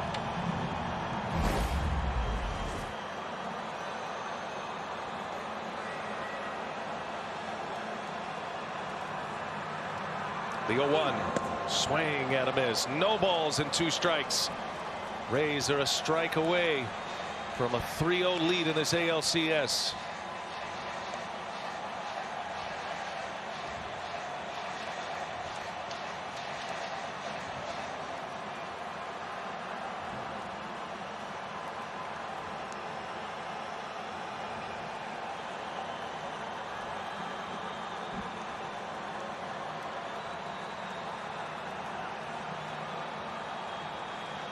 Two on, two out. Castillo ready for an 0-2 pitch. In the air, left center field, playable. Margot's got it, and that's it. The ball game is over. The Tampa Bay Rays, they win it 5-2, and a 3-0 series lead in this American League Championship Series. Brilliant defense by the Rays, including two outstanding defensive gems by Renfroe. And the Rays score 5 runs in the 6th inning and hang on to win this one 5-2. Yeah, you can't say enough about the job for Hunter Renfroe for me to go 0 for 4 game 1, 4 strikeouts, to come back, get the big hit, and the defense by the outfield tonight. We've seen the infield so good tonight. It was Renfroe and Kiermaier. And you said it, Frenchie. The play by Kiermaier with 2 on in the 3rd inning when he dove in right center field to make that play was the big play. And then the Astros in the 6th just really gave the game to the Tampa Bay Rays. Ryan Yarbrough the winner. Urquidy takes the loss. Castillo gets his 2nd save. And here are the plays we're talking about. Kiermaier against Bregman, a diving play there that saves certainly 1, maybe 2. Renfroe saves 2. And then Renfroe with the bases loaded, maybe the biggest play of the night, keeping the Astros at bay, and they would not score. Defense, a big story in this one. And the Tampa Bay Rays are up 3-0 in this ALCS. Let's send it down to Lauren. Brian, thank you. Hunter, a defensive clinic. Did you think risk reward on that catch in the 8th? Sorry? Did you think risk reward on that catch in the 8th? Oh, yeah. I just knew I had a good chance to catch it, and I got a good jump on it. Was able to see it up far enough where I can obviously get the glove underneath it, and if I wasn't able to get there, I was going to block it up any way possible. Did you think you were going to get up in the 6th inning? What were you trying to do? Yeah, I was in the cage getting loose. I had my arm loose, and I kind of knew that. Kind of Keke got hit with the arm, and I was ready to go, so it was no ambush by any means. 1 win away from a World Series. You go into tomorrow, Hunter, thinking what? I think we got a good chance. We got Glass up there. I think he's pumped for it, and I think we're going to have a good show. Congrats. Enjoy it. Appreciate Brian. Out of Mississippi State, Hunter Renfroe, the former Padre, and he is our player of the game tonight in San Diego as a member of the Tampa Bay Rays. What a performance in this one. And the Tampa Bay Rays, guys, they keep finding a way. Yarbrough gave them 5 terrific innings, and nothing is finding the holes right now. They're making every play. They had 3 starts that were exactly the same. With Snell and with Yarbrough today, it was just Morton yesterday. 5 innings on the ropes, it seemed, every single time, every inning, and somehow got through and minimized the runs given up, and it gave the offense a chance. But really, it was the mistakes by the Astros really tonight's game, Frenchie. Yeah, and the Astros from an offensive standpoint, guys, another 10 left on base with 7 hits, missed chances, scored 5 runs and left close to 30 on base. That's tough to win doing that. Well, you can bet they're going to be talking about that ring up by the home plate umpire Jeff Nelson on Jose Altuve, but it ends with the Rays up 3-0. They've won the first 3 in this series and doing it with great glove work and excellent pitching. Coming up next, it's the postseason show presented by the all-new Hyundai Elantra. For Ron Darling, Jeff Francoeur, Lauren Shahardy, and the rest of our terrific crew led by Jeff Randolph and Matt Lipp. I'm Brian Anderson saying so long from San Diego. You've been watching the 2020 ALCS presented by Geico on TBS, your exclusive home for the 2020 American League pennant.